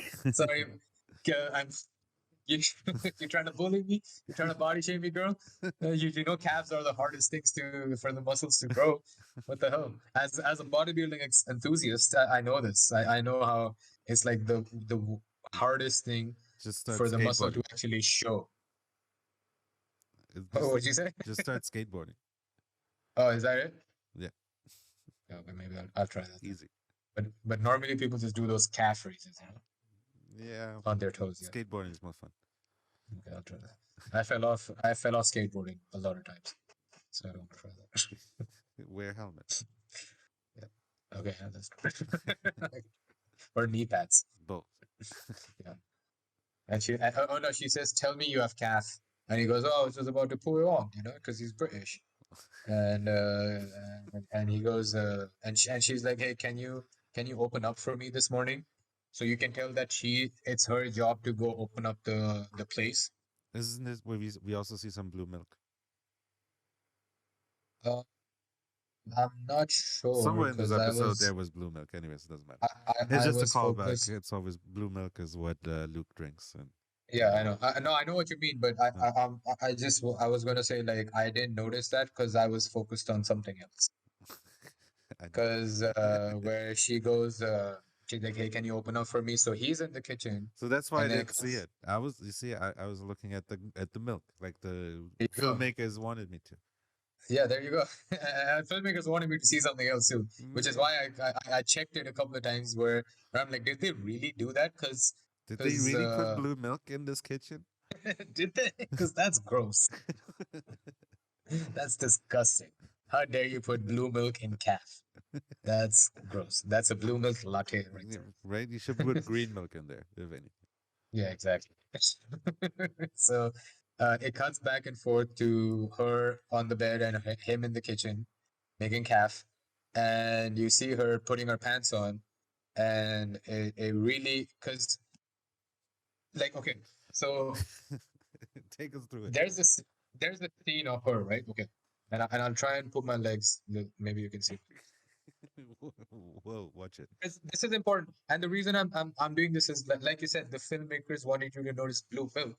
I'm wondering why would they do this? Where she okay, so you see this leg first, right? You like it's like her leg is like this, right? And it's just like bare leg, and she goes to put her pants on, and she does this, and you see her entire hip over here. Okay, and first of all, they show a full naked leg, and you're like, oh my god, is she like not wearing anything? Like it's like she's not wearing like underwear, you know? And then you're like, she goes on to put the other leg on, and she does this. And right when she goes like this, after this, they cut the scene, and they go and they cut the scene to the guy to Tim in the kitchen. Now my question is this: they could have cut the scene right here when you see her putting her pants on. Why would they linger on for that one? Like it was such a tiny extra second where even if I tried rewinding it, I couldn't get it to pause. You just have to see it in continuity. So my question was like, when she goes, or even like this, right, this much, but she goes like that, and you don't see much, but it's like she's completely naked, and she's not even wearing underwear, and I'm like, what kind of Star Wars is this? Where they're going to show something like that, and is that even like is that even isn't that nudity at this point? I don't have an issue with it, but that was the question that came to my mind, where why would they do that for that one half a second extra, There where if could they would have be cut it earlier. there could be two explanations. I don't know if Mm. either of them are correct, but one could be that they want to be an adult show, and that's one of those, like, it is like it's still adult in this episode. This is like to still let you know how in the first episode them starting with the brothel was kind of like the mood setter of like, this is the kind of tone of the show. There's gonna be themes of sex somewhere in the And show there for was them. no like even in the brothel, sorry to like interrupt for a second, but even in the brothel, there was literally no sign of Yeah, like any kind of nudity like that, or like that's what. girls like dressed like it could have been cyberpunk, but like like lingerie, but like very like cyberpunky. She was like the lady of the night was like in a full like dress which had like sleeves and stuff. So So I'm like, for your main character, I have a extra point for my right? first point where like maybe they just assumed by this point, like show to episode two, you will have to be like an hour in of watching Mm. this show. That I might now, even if the kids are watching, they're asleep. No way they stayed awake during this show. Yeah. Exactly. But But I was yeah. Sorry, yeah, man. I no, had go for it. my tiny little theory was that maybe they were just literally testing the waters of how much like the writers or whoever is in charge, Tony Gilroy, I guess, were like testing the waters of how much can we put in with that before the censor boards are like, okay, you can do more. How much adult can we make it before they're like, okay, this crosses the line of PG-13 into R. And then, well, my second option would be that as an editor, I know that like if you're saying it's really that hard to even like stop on it, that it's literally like a frame. It's something You that could have like, stopped on it. I've edited stuff in my life and at a very small level, but I know you could have but stretched that out in the timeline the and then taken that one frame out no, but it's still where, it's where very it wouldn't have. easy. It's even while watching it, it's very easy to miss it because you're editing's a big. It's not like you're just doing this two three clips. You're editing a whole show with You're right. audio and Right. visuals, and there's so many processes where it is. That's how mistakes happen in giant movies, where hundreds, Mm, maybe thousands of people get to see this movie before it's released, and there's still a mistake in it. Why? Because right.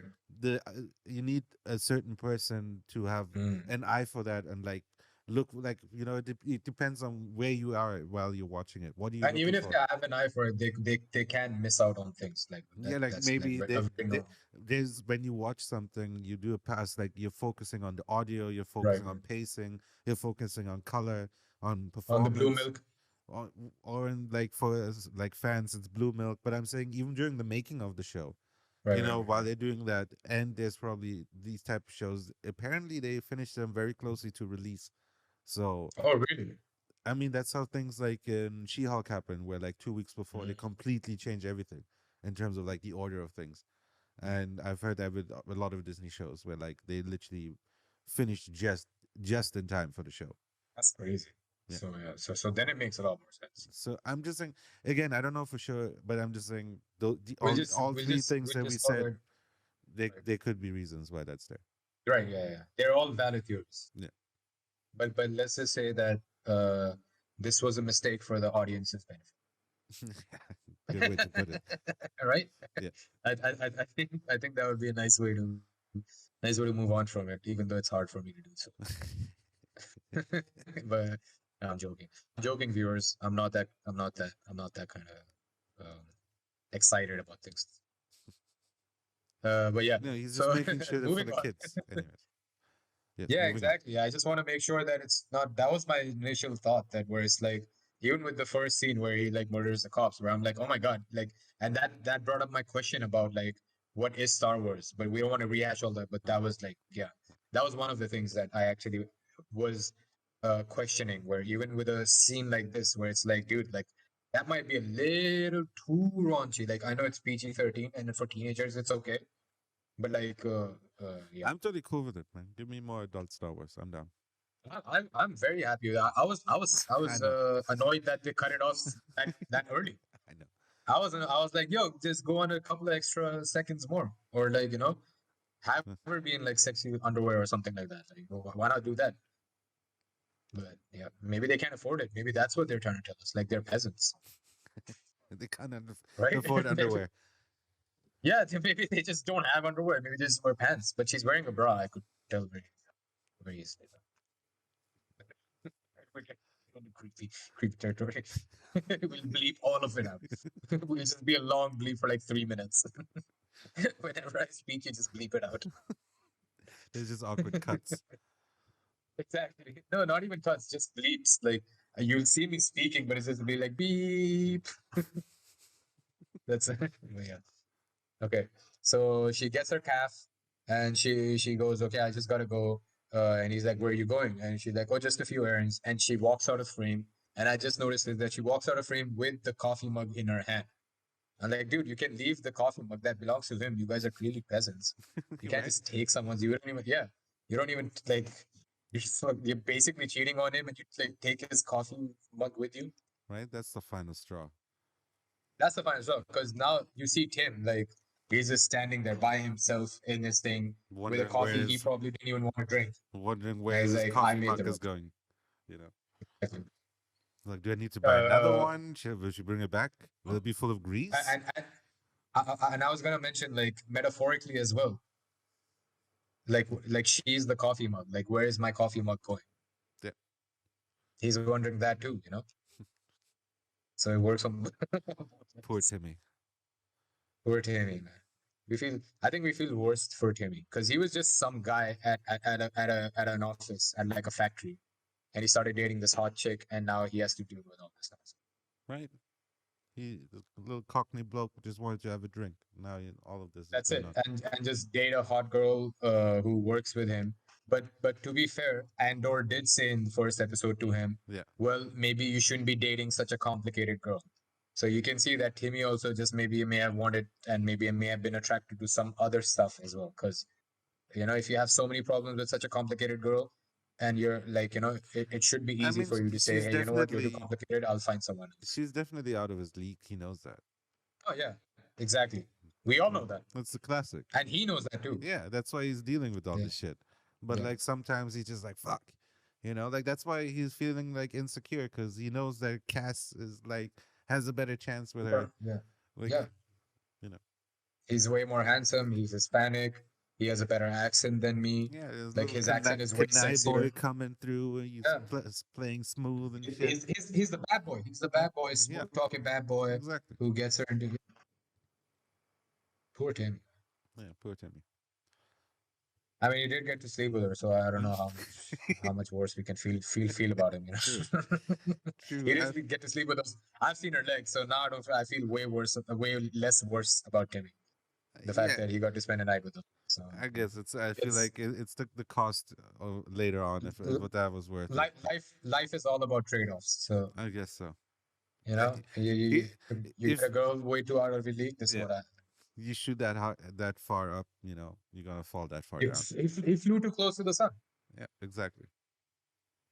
So, anyways, so now we see what's his name, Cassian, in that spaceship again, where he had that thing, the device that he's gonna sell, and now he's there with BYOB, and they're like, hey, you got credits for Marva, and you need to tell me you're hiding them because we don't want someone else to find Marva's credits, do we? This is BYOB telling Cass, and uh, and BYOB is like, hey, you should stay, and you kind of feel bad now because BYOB is like Cass is like, hey, if I can go, I'll bring it myself, and going is a bad idea. And he's like, you need to get Bag. back. She's gonna wonder why. Exactly. uh, But yeah, I felt really bad for him. He's like, why didn't you say? Why are you yeah, why going? don't you just Take yeah, me why, with you. take me Where? with you? And he's like, no, no, no, hey, get the fuck out of here. Go back to her. She's gonna start wondering where you are. And he's like, "Buh, buh, buh, buh, buh," buh," and he's stuttering, and Cass is like, go, come on, and you see him like sort of just like turn his head and just like start, and you're like, oh, what a dick Cass is, right? Right. That's what we're all thinking at this moment. And but yeah, but Cass is just like, and you can see that Cass kind of feels bad about all this as well, and he knows that, He has uh, no choice in the end, but yeah, still, yeah, poor BYOB. yeah, exactly. I like our name for him, Uh, for B better. Half the time I was saying it, I actually forgot that I'm not saying the right thing. It's just a lot better. I like our names way better. They should have used us for a fucking name right. creator. Yeah, Next team. show, when once they hear our podcast, they would be like, you know what? Maybe we should Yeah, hire yeah, these guys. yeah, exactly. And so Marva is the old lady's name because, and BYOB was like, he was telling Cassie, you got Marva's credits, like we don't want someone to find Marva's credits. And now you see Marva looking for B, and she's like, B, where are you? Uh, and uh, and she's just like sort of walking around on with her cane in the thing, and she comes in this room, and you see all these like things like a random mask, and she like picks up like a sphere, or like a, no, not a sphere, a spear. I can't believe I got this two words good. I've never realized that they're so similar to each other, that an extra H can change the meaning so much. Maybe that's why Tim has two M's. Mm, Maybe it completely changes it from a regular Tim to like Tim. it's completely different. Yeah, exactly. It Completely with two M's. it's short for Timagore. Timagore, it's not short for Timothy. Yeah. Yeah, you're right. So you see her like holding this weapon, and you can see that she's sort of like going down like memory lane, she's looking at the weapon, and she sees that mask with the thing, like it's like a weird mask, and she's like seeing like the little like rope tied around the weapon, and you can see that she knows what it's for, and like back in the day maybe she used to use it, or she has like a lot of memories with all that stuff that's there. And now it cuts back to the forest at Canary, and you see where you mentioned that you may have thought that it was like the spaceship. You see the spaceship, and you mentioned that you may have thought it was like what was it? What is your chemical? Yeah, like there've been a chemical explosion. Right. And I think you may have been right because the first scene we see, there's like a lot of yellow smoke coming out of the things, and you see like bodies everywhere, and as you get closer, like the girl is getting like closer, and she sort of like, you see the bodies like coming out of the entry point, and she sees that their hands and the faces are all yellow, and she's like poking him just to make sure like he's not alive or something, and everyone's waiting and seeing what's up, and she sort of pokes him, and the body just falls off, right? And then as this is happening, you At see, first, I actually thought it was a yellow alien. It's only when he fell down. I was mm, like, oh no, I think it's some chemical thing that right, happened. because there is like yellow smoke coming out of Yeah. things. So yeah, and their hands are, yeah, you're right. And then while she's looking at the body in front of him, in the back, in like this it's out of focus. You see one more body getting up, and you see the kids like getting like, oh my god, there's a body getting up, and you see a guy get up, and he immediately shoots Do him. I remember correctly? Isn't it Cass who first sees him getting moving? Yeah, yeah, yeah. And I He's was the first one.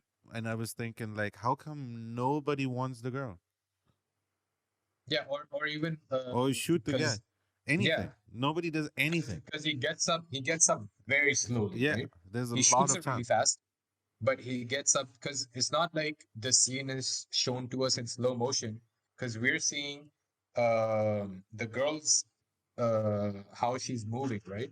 Yeah, And then in the background we see him get up, so she's moving in real time, and she's moving like regularly.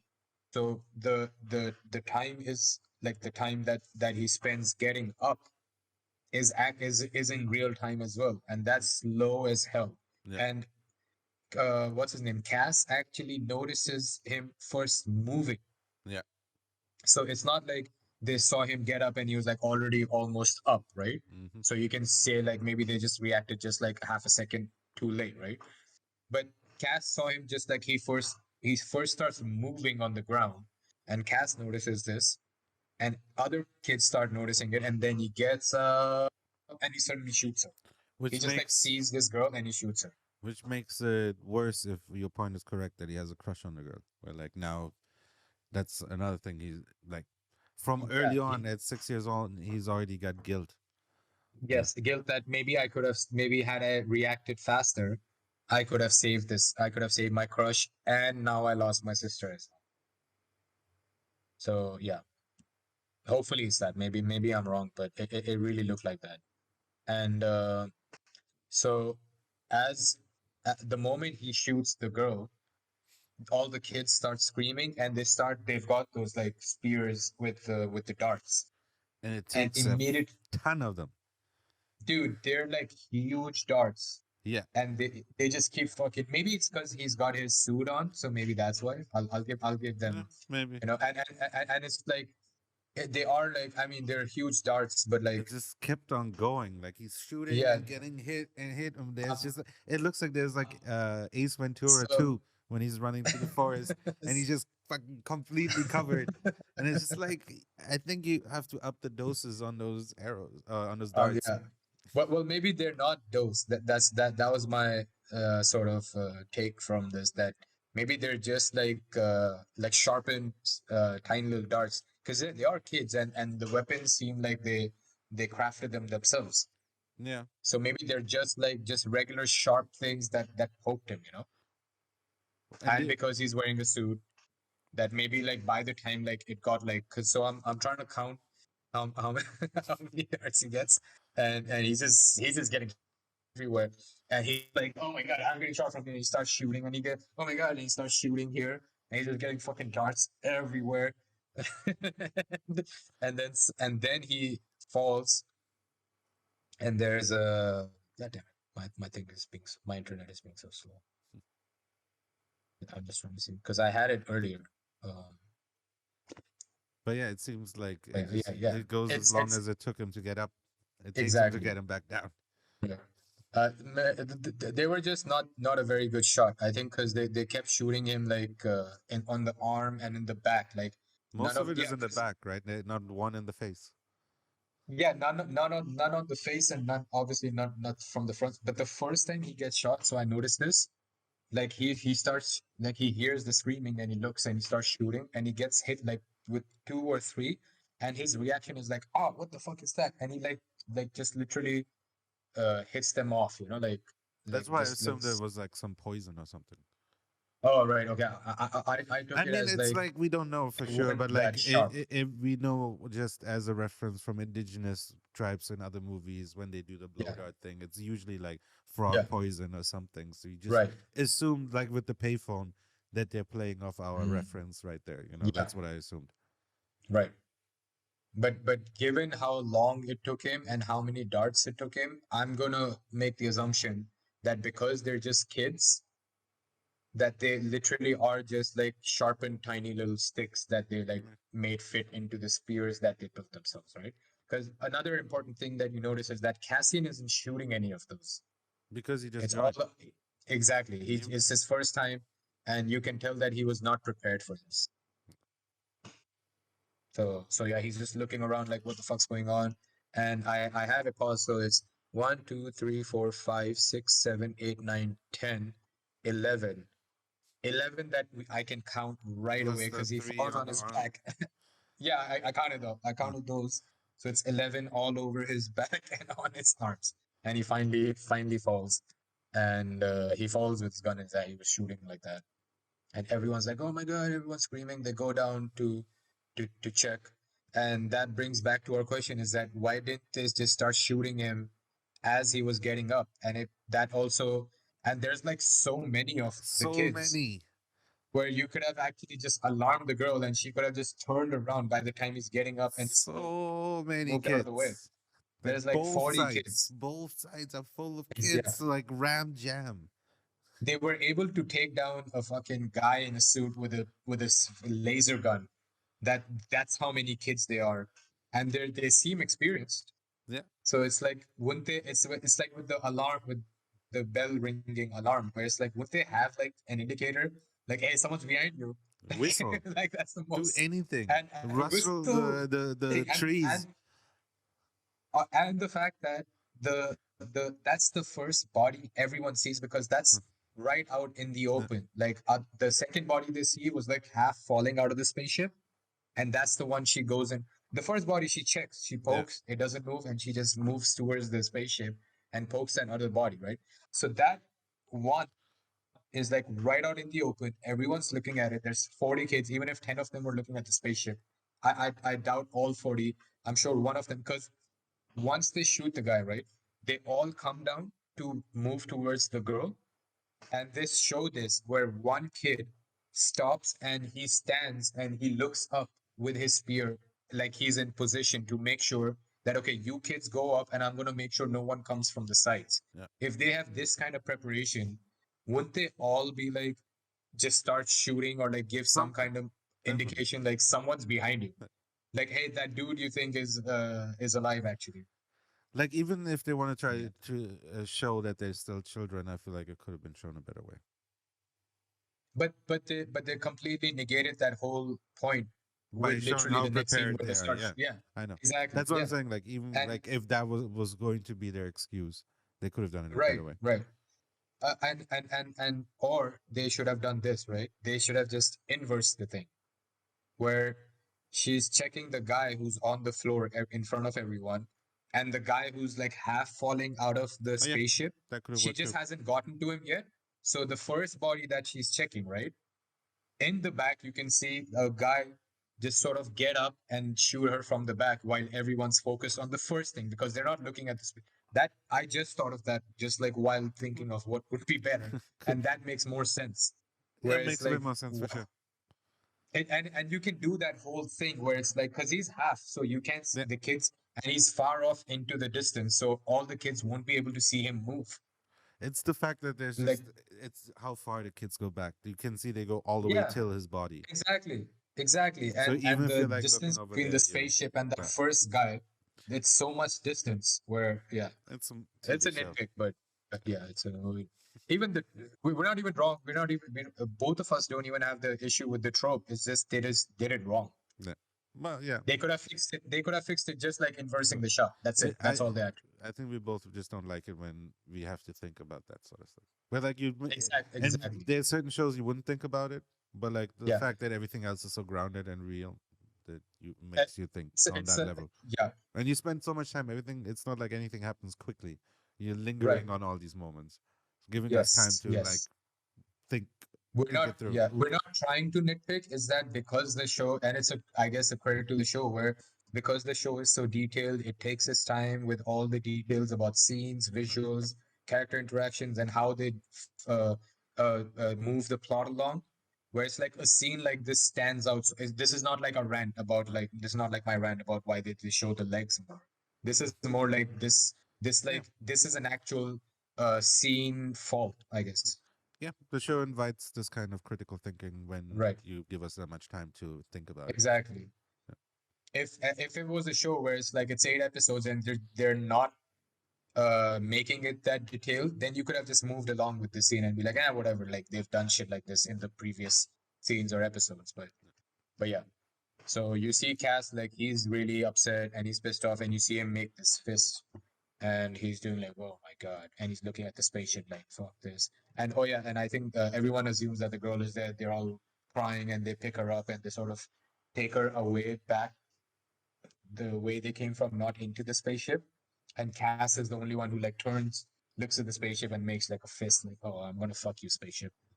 Fuck you up, not fuck you, not in the hole or something." That's a whole nother I, podcast. Can you have sex in the ship? that's my bad. I'm sorry. I keep taking us into these weird directions. And yeah, so now we cut back to Cass, uh, o- older Cass, and he's on his way to go sell that thing, and he sort of comes to like a train depot or something like that. Like that's the kind of feel I got. Like he goes and talks to a ticket counter guy, right? And ticket counter guy is like talking to his droid, and they're talking about like, hey man, yeah, have you heard of canary? Like I've never heard of it either. You know what the hell is that? It's not sorry, it's not a droid. It's a Lillian. And yeah, so and uh oh no, so the moment Cass walks up to him, the guy's like, you can tell that they know each other, and the ticket counter guy is like, hey, one second, like I'm just looking up Canary, and Cass is like, wait, Canary, and he's like, yeah, see, he never my little midget, my little alien. No, sorry, because they kind of show him like that. My little alien didn't know him either, and then he goes Canary mid rim. Um, and you can abandoned after imperial mining disaster, and you can see like the look on Cass's face, like this brings back some bad memories, and also like some good memories, you know, that it's like That that was the point bittersweet. where I was wondering what they're implying. Are they implying that the spaceship was the start of the disaster? Had the disaster happened before we see Cass? Like it says abandoned, but maybe the kids were left behind. It opens up a lot of like questions and interesting questions, which I hope we will explore later about, like because Right, it's a completely new planet. But that could explain why there's just children there, or it could be that chemical explosion or whatever happened was the thing that was the disaster. But it right. looks already abandoned, so it could be either or. My assumption on this was that once they tell us it was an imperial mining disaster, because they show us that Grand Canyon Yeah, uh thing, but in the beginning we don't know what that is. We just see like a thing, right?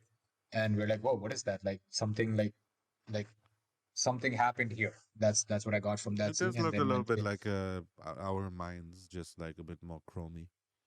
yeah, exactly. And then when he says imperial mining disaster, I connected the dots as like that big thing was the mining area that the imperial people must have been using Canary for, and he must have been like a Canary. Like these kids were like probably Canary natives, and their parents were probably like taken as slaves or something, and then there may have been a disaster where everyone just died, Yeah, and then like over time, like for a few years, the kids sort of figured out how to live by themselves in that area, and the fact that they knew exactly what to do at when this spaceship crashed led me to believe that spaceships like this come or crash here at least a few times or something like that.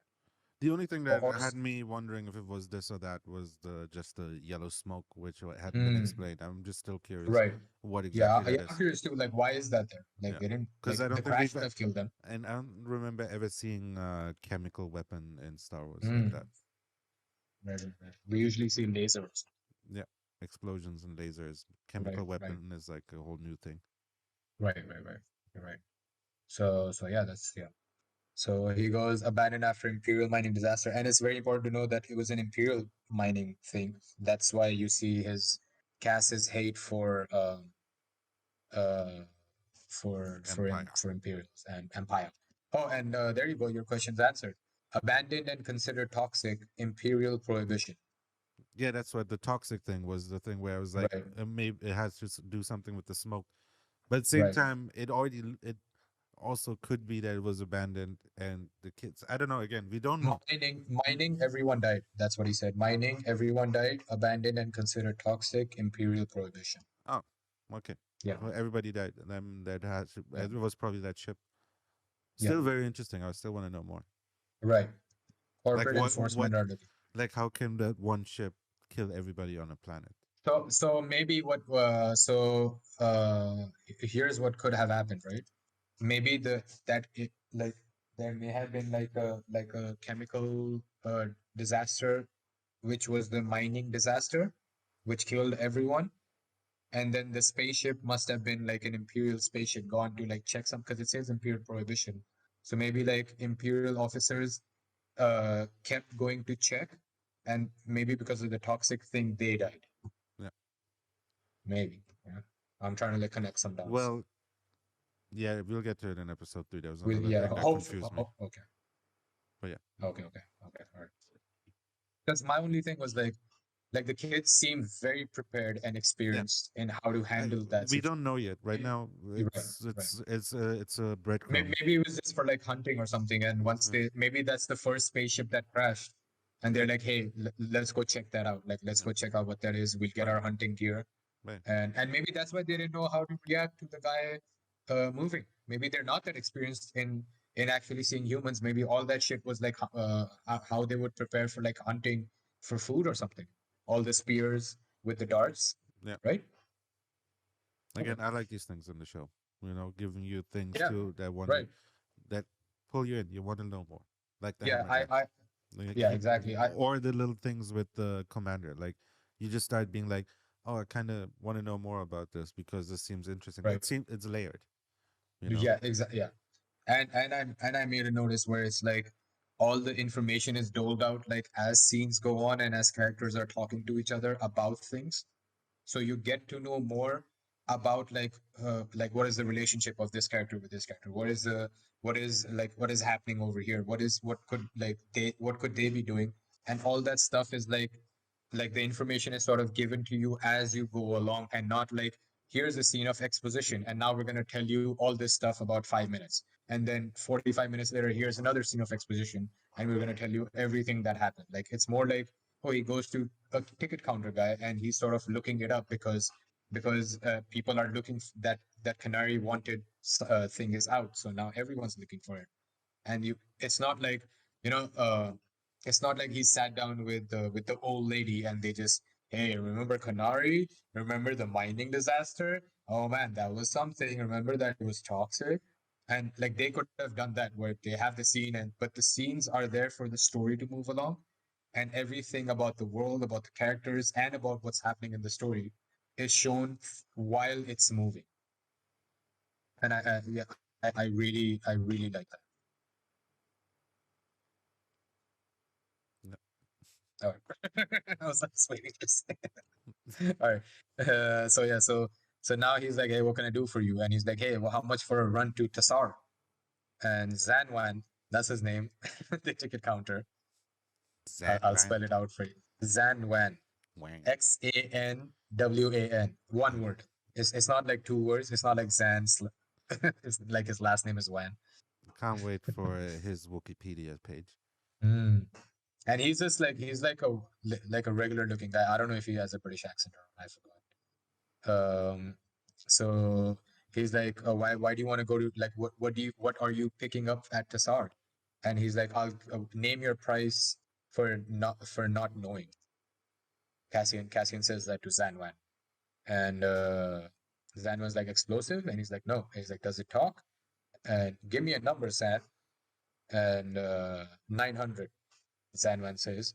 And he's like, a real number. He's like, you want immediacy and discretion? That's how much it's going to cost. Pricey combo. Yeah, there you go. And he's like, I got 500. And he's like, well, you should plan more carefully. I said, okay, let's split this difference. And Zanwan's like, it's your choice. I like Zanman. He's a very cool character. Yeah.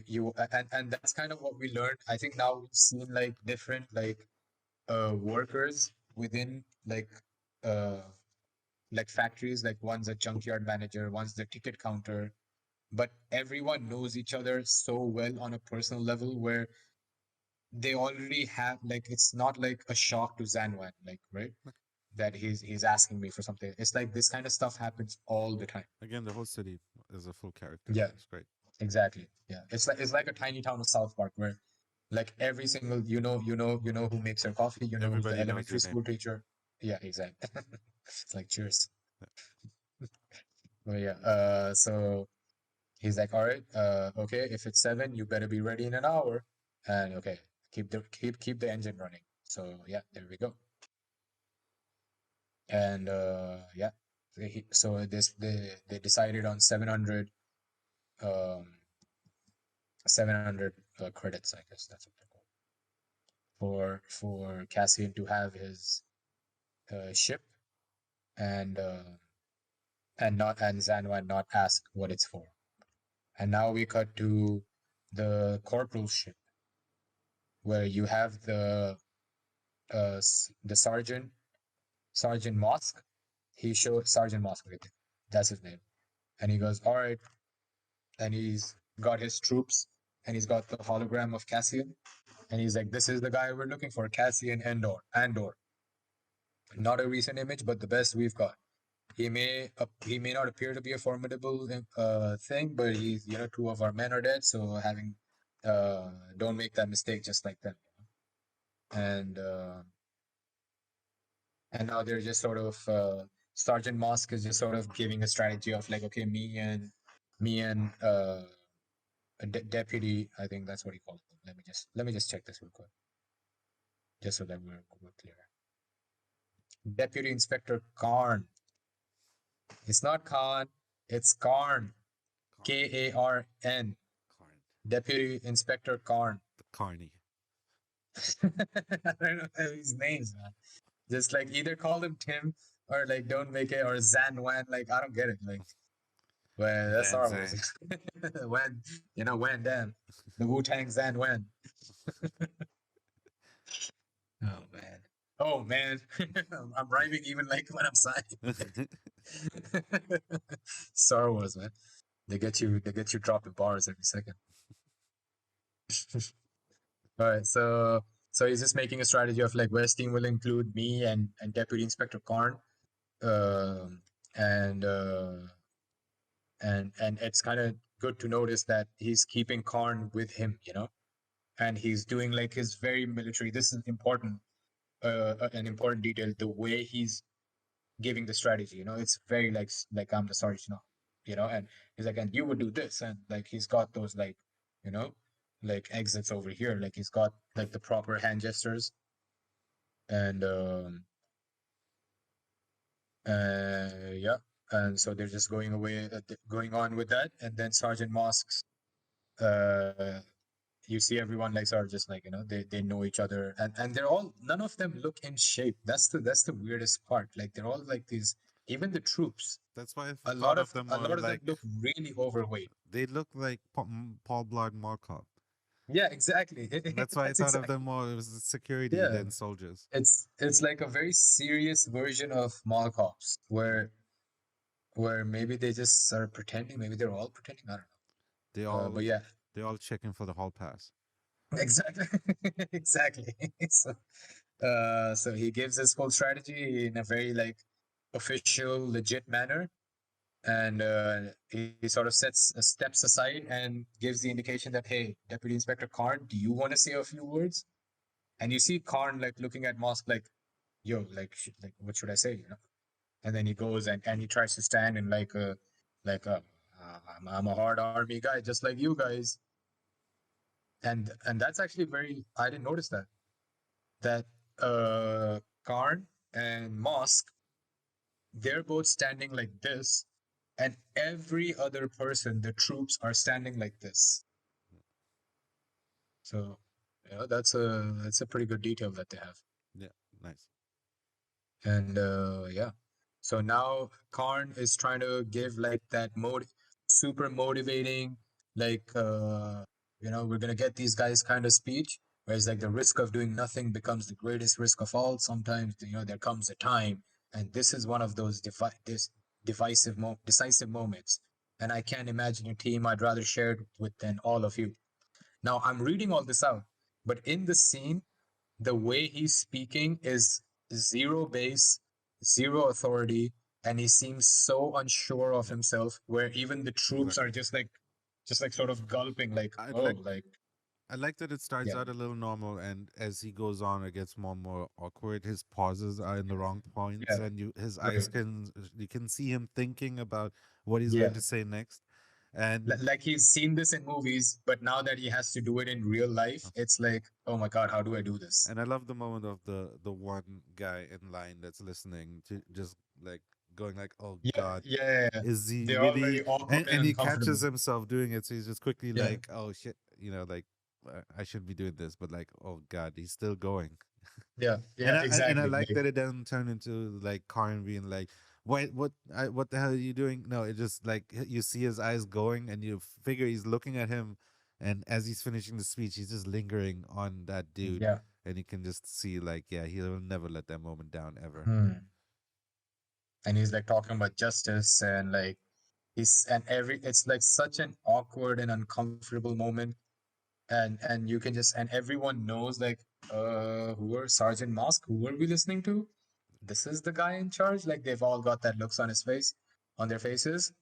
And then he goes, and then once he's done, he goes, best of luck to us all. And he does this. Hmm. And everyone, the moment I paused it at the perfect moment where you see in the background Sergeant Mosk is has this look. What? Like he's looking because he's standing behind him to the right and Uh, he's looking right at him like like uh, what are you doing, if I remember Karn? correctly, during the like whole speech, you see him kind of being like, yeah, yes, maybe. Yeah, yeah. I don't know where you what like it At starts the with like, moment, yes, yeah, go for it, yes, very nice, sir, and then he's like, what, sir, yeah, really, where are you going with this? yeah, Very exactly. nice. He seems like if like a kid who's uh like his dad owns the company, and then the dad's like right hand manager. Yeah, Like the dad tells his manager like, but hey, my son's starting work today and he's gonna be the head of everyone. Can you take him under your wing I and like sort that of teach him I the like that ropes? it doesn't feel like they're gonna walk away and start shitting on him. It's just like everybody kind of like knows that this guy isn't supposed to Yeah, but be they here. have to do it. Yeah, but like they're still like the authority is intact. Yeah, Like they're not making it like he's becoming a like a joke to them. they're yes, it's more real in that sense, where they're yeah, like, yeah, no, but this is our officer, he has to be here, he hasn't been here before, he's never yeah, given a speech like this, and none of it is like, oh, then you shouldn't be here, then like, why, what the hell, then right. why are you even giving us any orders?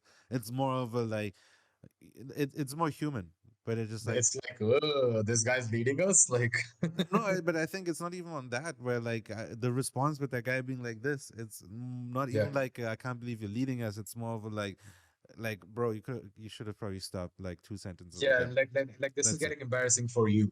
Yeah, it's just, yeah, He has that look. Yeah, you're but right. And yeah, it's it doesn't it's not like find. you see the troops like making jokes between themselves or something like that. You just sort of get the vibe of how they're feeling.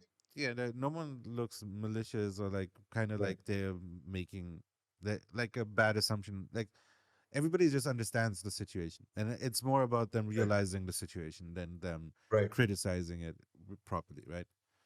Which right. I like it's like a little different than It's usual. it's it's it's like employees that have like I keep using the same example, but like it's like employees that have been in a company for a Yeah, while and like now they have to answer to the nepotism, yeah, but they still have to answer to it. yeah. And you can tell like this guy Karn, the way he treats his control room employees, he's like a dick manager to them, where he's always trying to like push his authority on them. And these are the guys who he's trying to be like. So he's sort of intimidated by them. And he doesn't try to like, like boss them around. He's more like trying to be a part of their team. Like he's trying to feel like I'm a part of this. It's actually, oh, I literally just thought of this. It's almost very similar to how Cassian as a kid was trying to join the older kids and wanting to be a part of that and feel like a cool, like, no, no, no, I can be a part of this. And maybe because he has a crush on the girl or like he wants to just be like with the older kids, where this guy like respects and like wants to be like an army guy, but he's never been. So instead of like trying to boss around the troops, he's more like trying to be a part of it, like he's a kid who's just trying to like join his dad's office party, and like, hey, I'm one of the managers, guys. And yeah, I just thought of that maybe they're like contrasting how inexperienced and scared he is, and what and who he truly respects and wants to be like, rather than who he's trying to be a dick to. Yeah. And so yeah, so when he does best of luck to us all, and he just does this, and everyone just looks at him, and then there's awkward silence between everyone. No one says anything, and again, like, Karn doesn't stop, and like, he doesn't get mad that no one's applauding.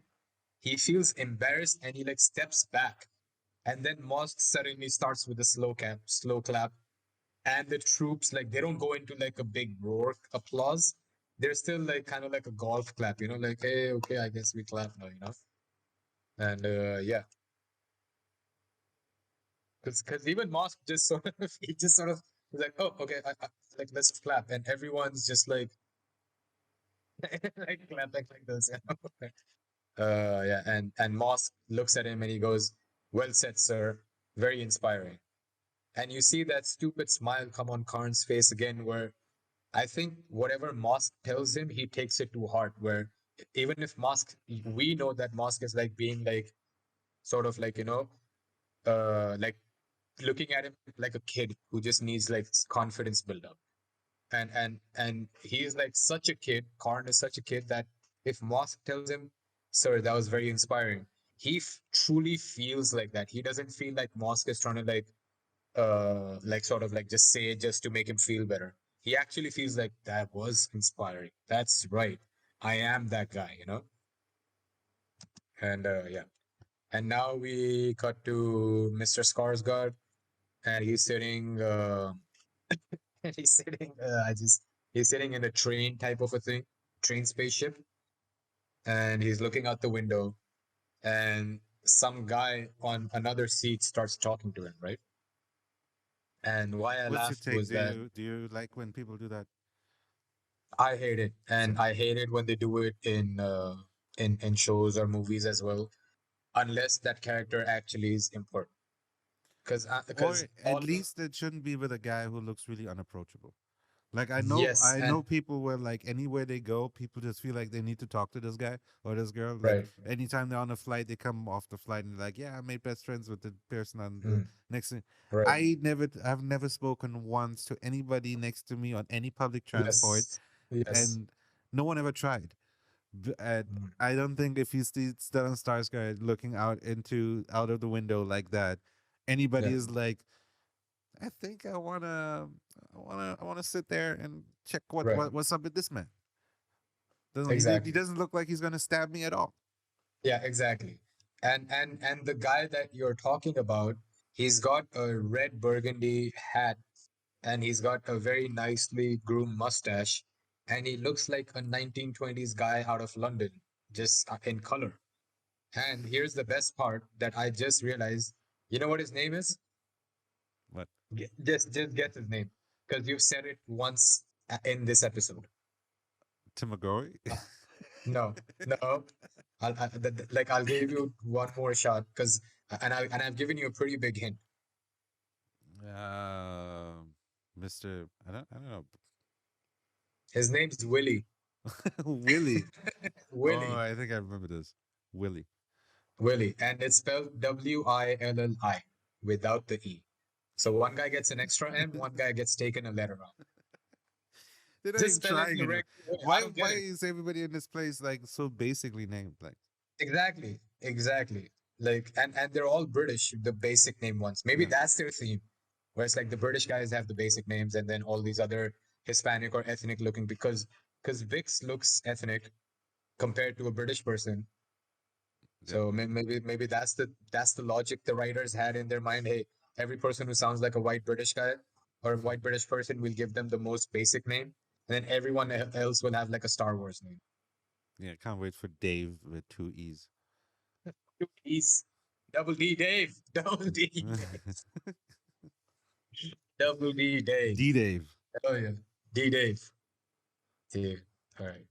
So yeah, so this random guy just starts talking to Stellan Skarsgård from the other seat, and then he's like, "How much?" Or 60 credits, and they sort of just like, and then he comes over and just sits next to Stellan, like in front of Stellan Skarsgård in that same compartment, and he starts talking about, man, back in the day, you could just ride through here, and it's like, okay, like like who is this random person just talking to a stranger about what he used to do, and he's like, what's your line? And this whole scene is set up just for us to know a little more about Stellan Skarsgård. That's the whole point. Like, if we were to take, like, what's the point of this scene? That's why I hate it. That's why I hate someone just randomly talking, because you need to have this scene where we need to learn just a tiny bit more about Stellan Skarsgård, and we know that the writers, like, he's going to meet Bix, and then he's going to meet Cassian. With neither of those, you can have the whole, like, this small little scene of where we get to know Stellan Skarsgård a little better before he meets Cass. You know what I would compare it to? Yeah, It's like the same when a character finds out an important plot point as he walks past the TV and the news just happens to tell him right then and right, there. exactly. Yes, Yeah. I call it TV convenience. Yeah. Yeah, and I mean, I don't call it that. I've heard people call it that. I don't want to just I don't want to take credit for any of that. But yeah, I'm just quickly looking at my notes just to see, um, because I had made a very important point earlier. Okay, that's for episode three. That's for episode three. So Willie is asking Stellan Skarsgård, "Hey, what's your line of work?" And he's like, "Rather not say." Okay, cool. I'll leave you alone. And who knows when I'm gonna meet you again? Is that what he said? Because then it could be important. No need to explain. Who knows who you're talking to these days? That's what he says. So that was my kind of like little hint that maybe he comes back later, Willie. Yeah, it makes your point even more so that like we don't even find out anything about Stellan Skarsgård. He's just we Exactly. find out he's a shady character. That Yeah, that that's that's it. it. and Which and that and that from his he's more he of like a guy who doesn't want to talk and to Stellan anyone. Skarsgård is such a good actor that we got that just from the look on the other scene that like he looks Yes, like a shady yes, that's character. the whole. Or they could have made the scene 2 seconds long, where a random guy Willie tries to talk to him. Stellan Skarsgård gives him a stern look, and the guy just gets a little scared and just turns and starts talking to his friend. And Stellan Skarsgård looks out the window, starts looking back out the window, and that's it. And Willie we understand. definitely like Willie himself felt out of place anyways. Yeah, it was like, why is he here? What's the point? And It's like he walked onto the wrong set for a second. exactly, and we're like, hey, Downton we Abbey got is the down scene that here. way. Exactly.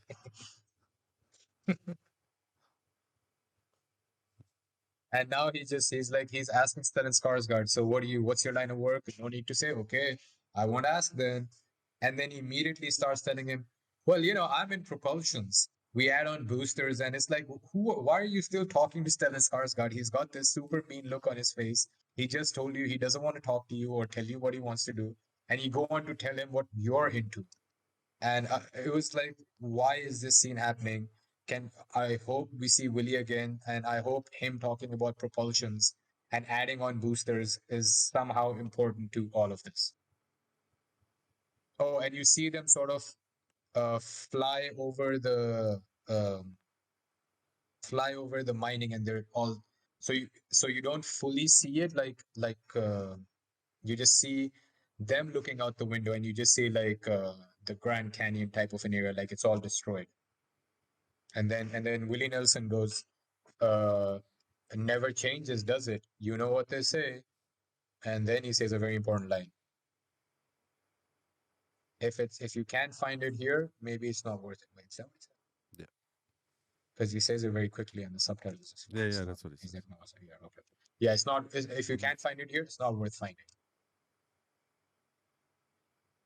And you're like, oh, and Stellan Skarsgård sort of chuckles, and then dramatic music plays, and then they just look out the window at and.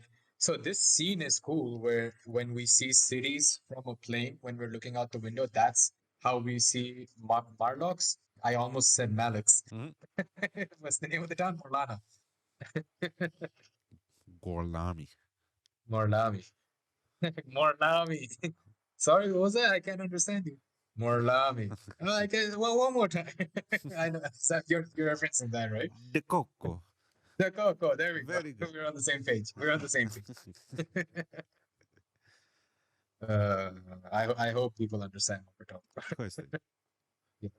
Yeah. So okay, so he looks out, and now you get a full like bird eyes view of the Morlana town, and it's like this. It's like if you've ever flown over Bombay and Mumbai, and when you're landing, the kind of slums that you see like all over the place, that's what it's like, a Star Wars version of that. And and that's it. That was the whole scene. It's like it didn't need none of Willie. It just needed Willie for 1 second to look to make us realize that Stellan Skarsgård is a mean dude and he doesn't want to talk to you. Yep. Which is also another reason why I kept thinking he's Boba Fett, because he feels like a bounty hunter. Like he's got that mean look. I was like, that's not what a buyer looks like. A buyer would just be a buyer, Yep. but maybe he's got more to his character. So, but yeah, so the whole bounty hunter thing just kept. I was like, oh yeah, okay, it just makes more sense the way they're showing his character.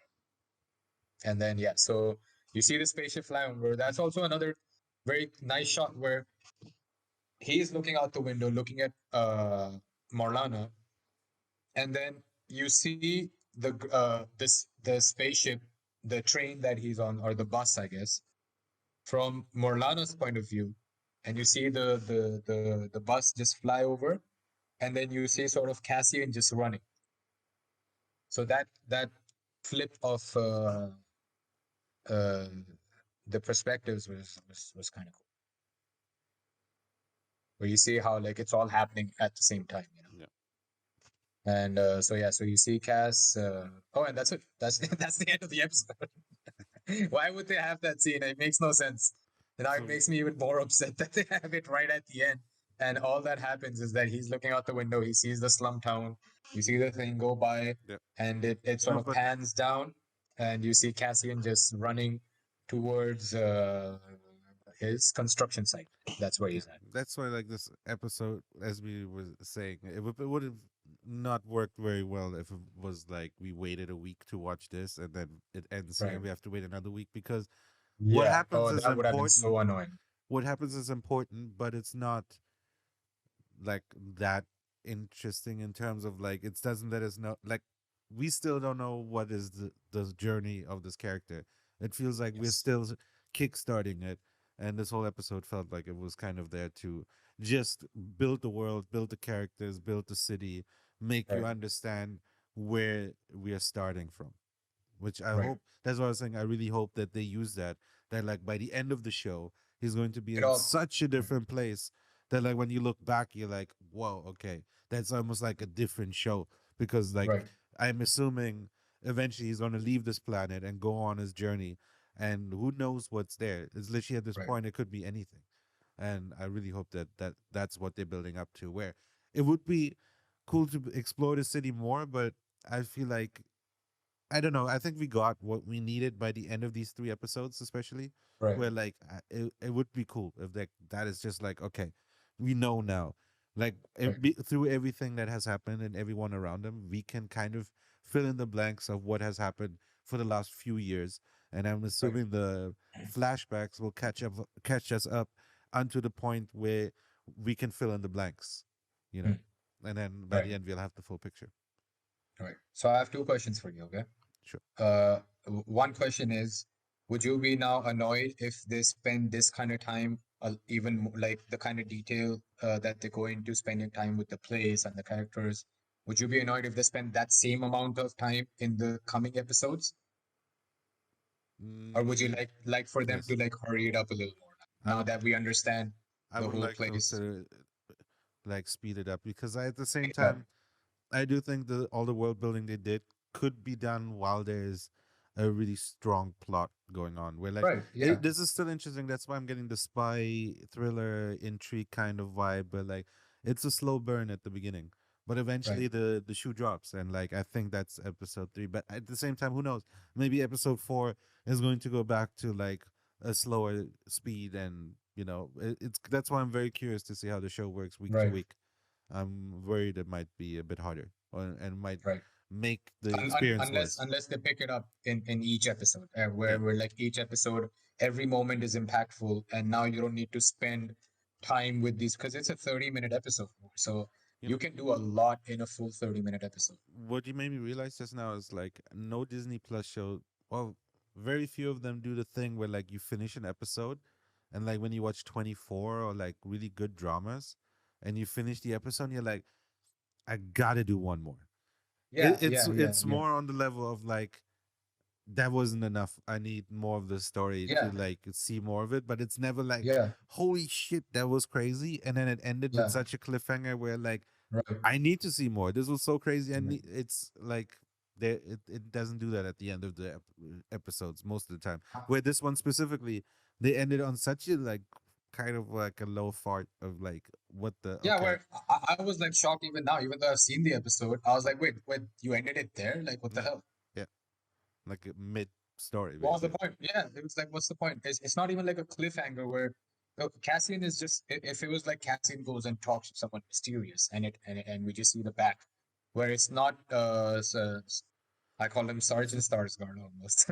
Still Starsguard, where it's somebody else that he speaks to, right? And we're like, ooh, who's that? Like, it's not like, oh my god, I gotta watch the next one, but it's like it's some intrigue for the next one. It's You just see the spaceship go by with zero information that we had on that bus ride with Stellan Skarsgård, and then we just see Cassian just walking. That's it. it's what makes it feel more like a long movie where like Yeah, it doesn't worry a about that. way a way too long movie. A very very long movie. Very very long movie. But like A yeah, Zack Snyder type long movie. even longer actually, but yes. Yeah. I feel that's a critique I had with a lot of the Marvel shows where like I I don't mind it being a long movie, but I Right. think it hurts from the weekly releases Yeah. where like I almost wish I would have waited, but at the same Yeah. time, because these shows are so popular, then you have to worry about it being spoiled, and then you can't have the same experience. So you're Right. kind of forced to adhere to their release schedule. Right. And yeah, I think I really hope that they like try to experiment it more, like we were talking last time, with maybe Like dropping more than one episode.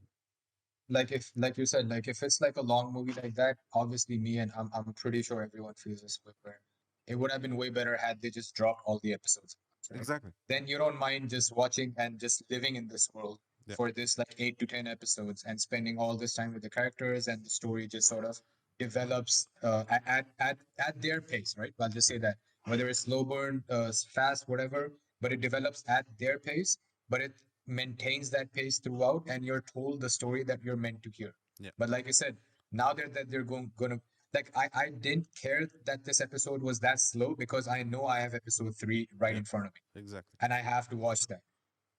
But yeah.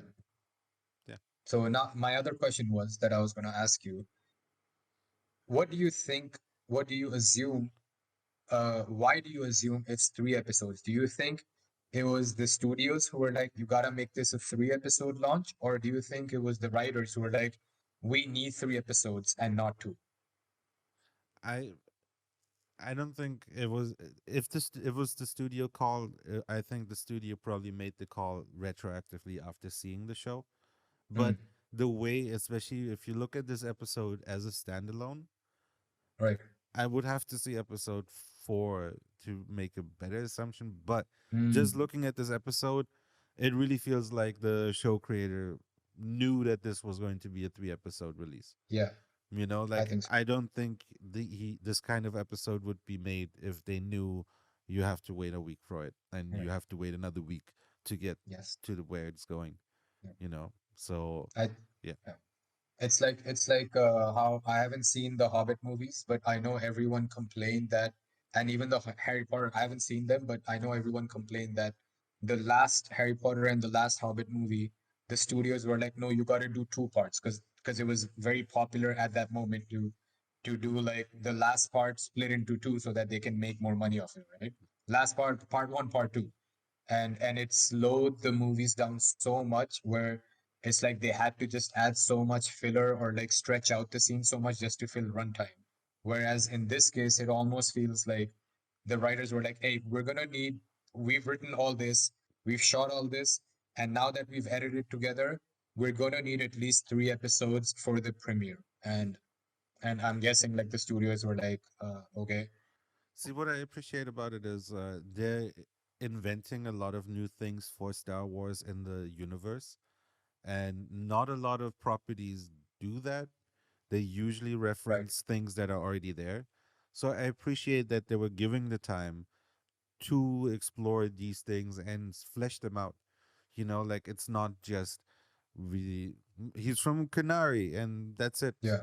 You know, like that's just You a new just hear planet little now. sprinkles of information, Yeah, but or like this is it's a mining town and that everybody's tight. Like no, right, there's very a lot of like I was saying, we haven't seen that this type of right, Star Wars right before, so I appreciate that they're giving him the time. And so far, since we got 3 episodes, I don't think they have wasted their runtime, where everything besides the Starsky scene had a purpose, whether it was for the story or for the world building. I don't think there was much filler in terms of there's no filler, I think. yeah. But like you could have shoved things together and certain things could have been told together, but like this way everything has kind of space to breathe and it gets to those points where like it gives you as a viewer more time to ask Right, certain questions which hopefully it seems smartly written that like you will probably get answers, but like the answers will be much more interesting if you've asked that question before. And I think it right, comes from giving time to these moments that like you're sitting there and you know like that's why I keep saying like they're pulling you in. You're more and right, more invested in everything where like you have questions, you want answers, and if it's a good show, they're going to give it to you satisfyingly, and then at right, the end you feel like it's time well spent.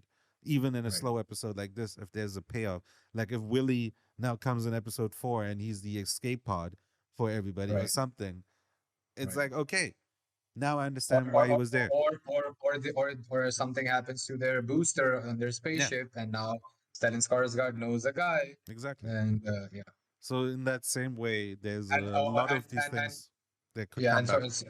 sorry to cut you off, but like you're right, like if like in a future episode that happens, right? And they need a booster, and Stellan Skarsgård like, hey, I know a guy.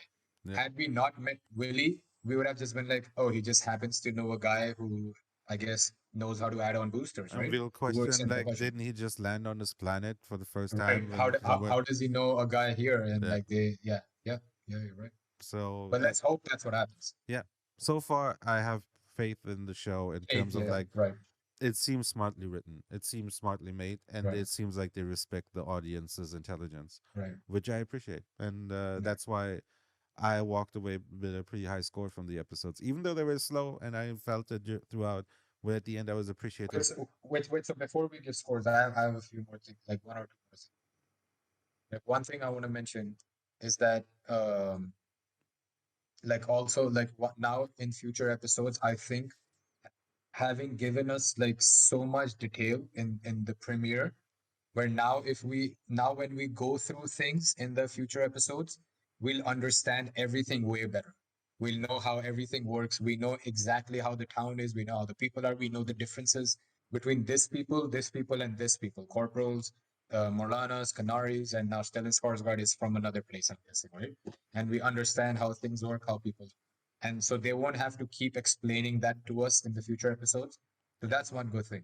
Now, my other question is, in the future episodes, one thing we're going to have to look out for, one thing I'm going to look out for is, could all this information have been sort of given to us, all this detail be given to us in the future episodes as well, and not have it be a 3 episode, but like a 2 episode, where, okay, we spent all this time, now we get it, right? But maybe the, a lot of that information could have just been given to us in areas of the future episodes. Well, a lot of the information we got was about just the city. And as I was saying, for me, that informs me more about the past and the future, where like we don't have to see Endor go to work every day. We don't have to Right. see him do his routine. We Mm. understand that from how the Now we city know. works. You know, you don't have to see him like, oh, this is my homie here. I have done deals with this guy. No, Mm, we've learned all of that throughout. That like they basically gave us like yeah, they told us what all has happened before we tuned into the story, which was already in effect. mm, As we tune right. into the Yeah. story, it's already going. Right. And without them telling us right away, by just painting a picture and Mm, showing us people and the town and like everything, they have told us basically what, like without them needing to tell us, we pretty much know what probably was going on before the show started. right. And I think that's why I'm saying it's pretty smartly written that way, where like other shows would be drilling that shit over you, and then hitting you over the head with it, where this Right. show is just smartly building it, and it's almost like a Inception ninja trick, where if you're not paying attention, by the end you're like, oh, but like now if I think back about it, I Right. totally get it. You know, I Mm, like that question will not come. It's like, yo, but right. what was Cassian doing before he went to that brothel? That question Mm. probably for most people won't come up naturally, just Yeah. because they're like Yeah, you're right. that he was probably working. He was probably doing the same things, Yeah, or he was like skipping out on work, coming up with excuses and trying to find his sister yeah. and look for this and He steal was that and sell hustling, the and he's probably been and, looking and, for a while. and borrow money from this one and take a favor from that one. That's probably what he's going to do. Yeah, And that's what he has. We actually know that because people have been referencing the past as well. It's not just that we're assuming that, but we can visualize it in our mind as well. And we don't need to ask that question. Like, that like for is example, what you're like saying. what scene would you really take out besides the ones that we really liked for adding flavor, like the hammer guy, Yeah, or like the like most of the scenes that didn't add anything really important, we still really liked for them just right. giving us the texture to the Mm, to the story and the right. environment. And So that's why I agree with you. Where it's like I think it's the writers where they were like, this is what we think we need. Like this is the amount of time we think we should spend with them. And every scene they have written doesn't seem like, oh shit, we gotta fill time now because we have to do 3 episodes. It's almost like this is the most condensed we could get, and we can get it in 3 episodes. and like you said, it feels natural also. It Yes, yeah, doesn't like I in agree with that. Yeah, between you, it doesn't feel like a movie or show story. It feels more like this is a natural progression of things with yeah, real people, where everybody mm, is a believable human, and the story yeah, is as believable as that, where they're like, but it would take us some time, and these things would go on, and it was one would lead to this and that, and like right. that's again like that's why overall I appreciate it, even though it's Mm. slow. I appreciate it for what it's why it's slow, you know. And you're like now like I'm sort of picturing the third episode in my mind, and it's like now that I know what happens in the third episode, all the stuff that's in there. First of all, the third episode seems like so much more like action packed, Yeah. but like because having gone through this just by the episode, because we saw all three at once, right? Mm. So just having analyzed this just one episode as a standalone and separating it from episode 1 and episode 3, I can see the big change in the way the story moves in episode 3. But also, now that I think about everything that happens in episode 3, all the stuff that happens in episode 2 was so much more important. Yeah. And all the details, all the characters that are set up, all the Sergeant Mask and Stellan Skarsgård, the time that we spend with them, the interactions that Mask and Karn have, and uh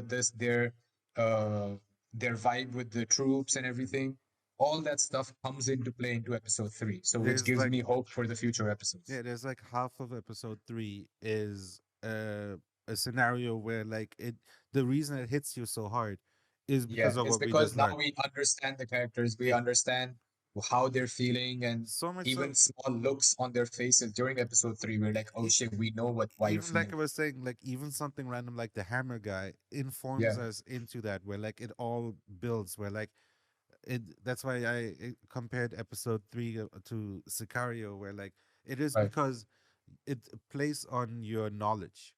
Yeah. like the everything works so well because they Yeah. know what you know, and they're using that as an advantage for themselves as storytellers, and And, that's and great. episode three could have just worked by itself as like a pretty good episode. Yeah, But now when I think about it, it's like now that I know all these things about episode two and how I know the characters, it's like that episode is so much more emotionally impactful, where you're like you feel for every character. yeah. You understand every single, not just the lead, not just Cassian, not just Bix, but you feel for Mosk, you feel for Karn, you feel for Bix, you feel for Cass, you And feel you for understand Marva. their actions, any action a Exactly, character does. all their motivations. Yeah, that's Yeah, why I don't mind the you're slowness right. because there's a purpose. If it was wasting my time, and by the end of episode three there wasn't a purpose, I would have totally had a completely different feeling about it. But Right. I realized that by the end of episode three that like throughout it felt slow, but by the end there's a purpose, and that's why I'm still overall show. I'm still almost giving it a nine, man. The more we talk about it, I want to go Damn. from 8.5 to Uh, 9. my rating has moved up higher because what did I give? 7.5, I think Yeah. I did it. So like in my mind, the moment you're talking about rating, I was like, maybe it's an eight. Like maybe it's an Mhm. 8.5. Yeah. Well, okay, so let's give our rating just for the episode and then the show so far for the two episodes combined. Okay, well, if at this point I would have given it probably still a 7 because I was trying to figure out what the hell is going on. I think overall Seven for show, the episode. yeah, I think the episode specifically, yeah, 7, and I think I would have given the whole show maybe like a 8 because the I was still very invested in it, Mm, but a lot of it was still kind of like where are we going with this. So it didn't solidify me. This was the episode where I actually would say probably worried a little bit at the mm, end of it, where I was like, okay, I hope that we don't stay on this note. You know, mm. that like Where something should happen at least. I mean, even yeah, though the plot moved along in this episode, but yeah, very little actually happens. yeah. Where like I appreciate it It's again for being in the world, but for me it was missing the thing that's making me interested to see episode 3. like where's the thriller part? I Yeah, get the character part, but where's the thriller part? yeah. But And as I so said, the show so far you gave eight, yeah, I think so. the first two episodes. Okay.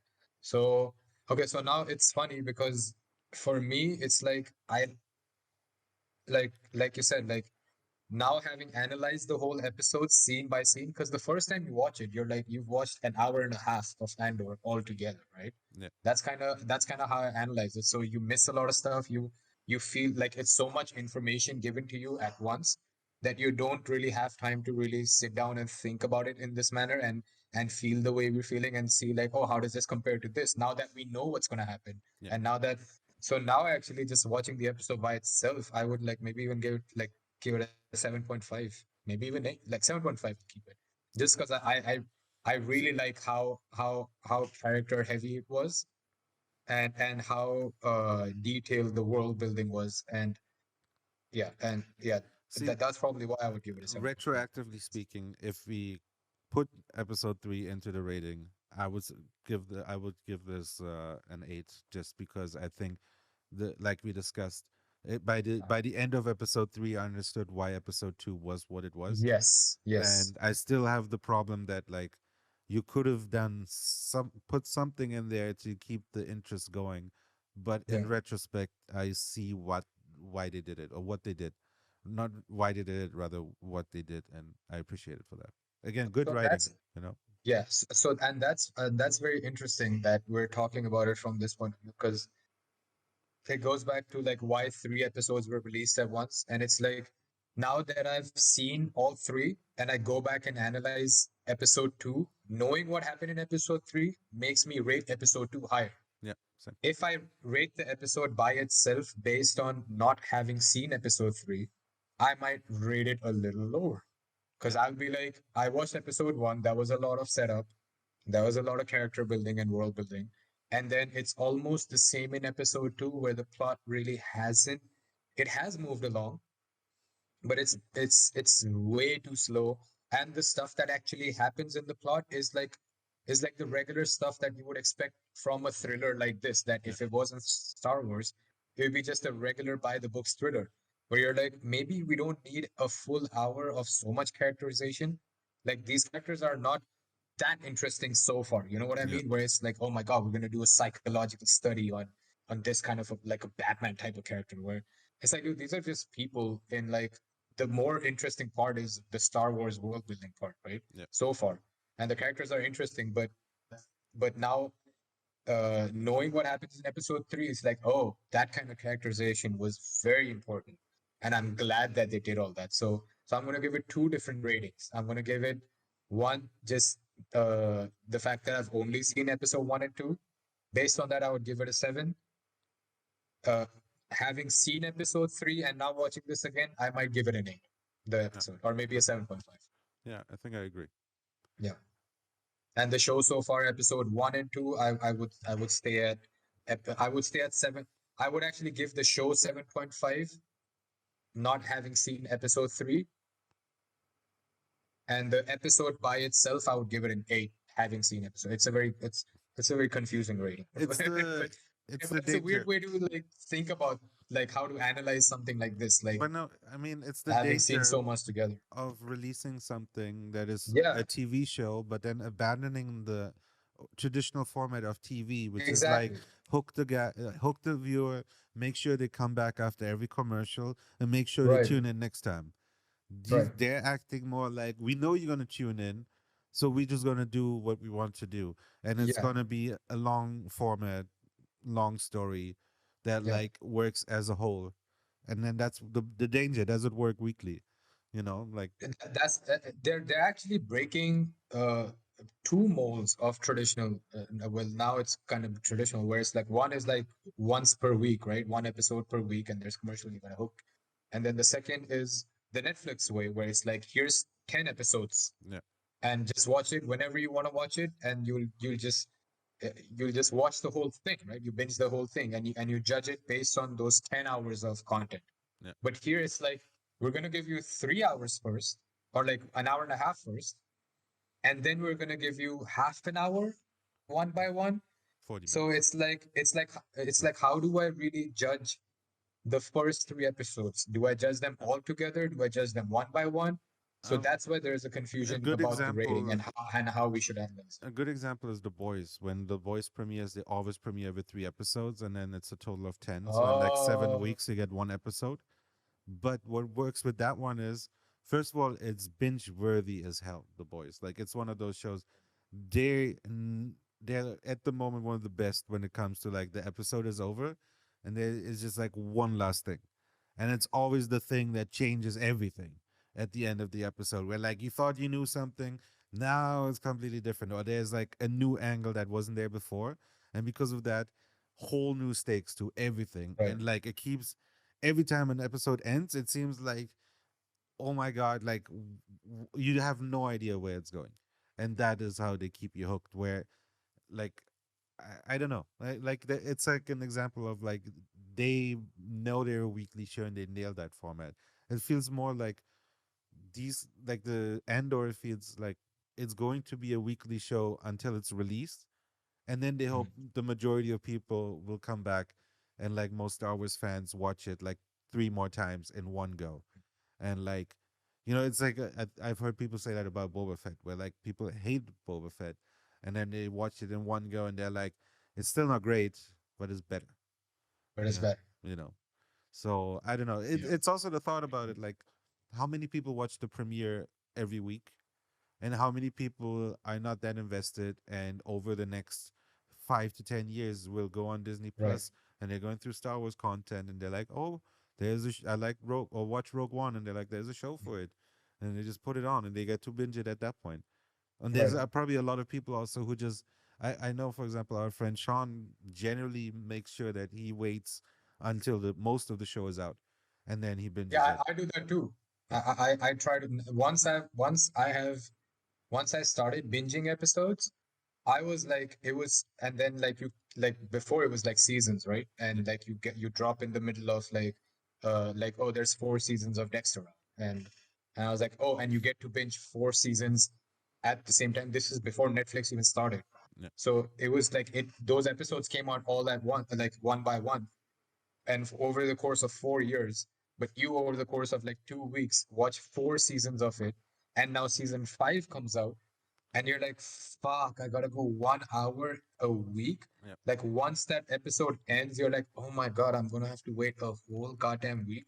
So you're like, dude, I might as well just, if I'm gonna wait that much, I might as well just try and wait like 7 weeks or 8 weeks and just be like, I Well, have all the episodes and now I'm gonna watch so the whole then season. is it better if you tune in for an hour a week, but the episode ends in a way where you're like, oh, I need to know what happens next. You're just like, I will tune in next week and I'll get the next part of the story.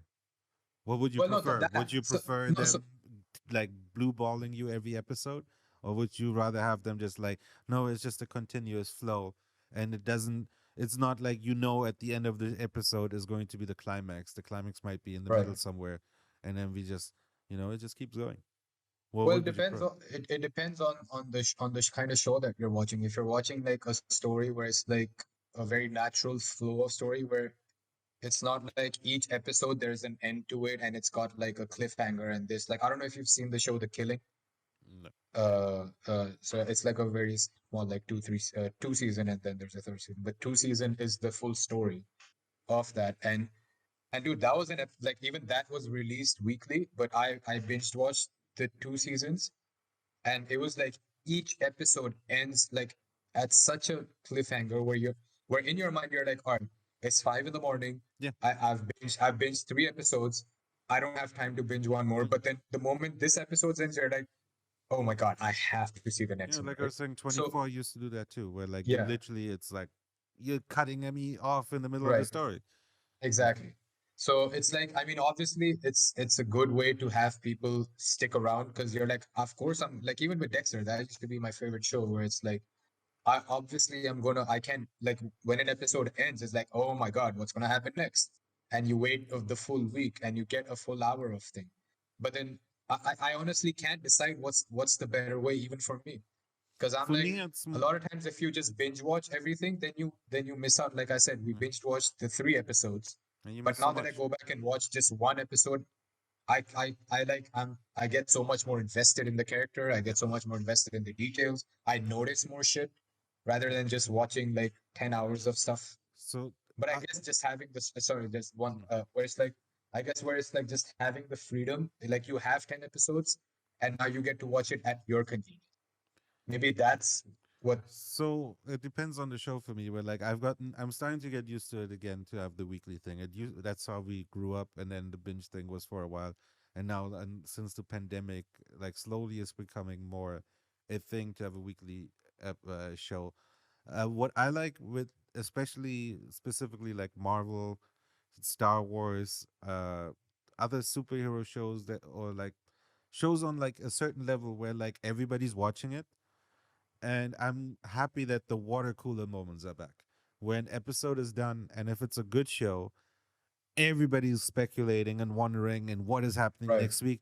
Like Moon Knight, or like there was a couple like WandaVision, Loki, where those shows were like Loki was one specifically where like you would watch it and so much crazy shit would happen, and it would just leave you after the episode, and you're just sitting there like, well, you're like, "Well, okay, I really want to know where it's going, but at the same time, now you have a week. Even WandaVision, the five Yeah, episodes I've seen, it's like every episode you're like, wait, what's going on? They and give you that mystery, right? yeah, and You want it's to know. like you have a week where like if your homie's watching it too, you are going to talk about it because you're like, bro, Right, did, is that what I saw? Is that really what they did? And it's like, bro, right. does that mean next week could they be doing Mm, this? Is Mephisto going to show up in WandaVision?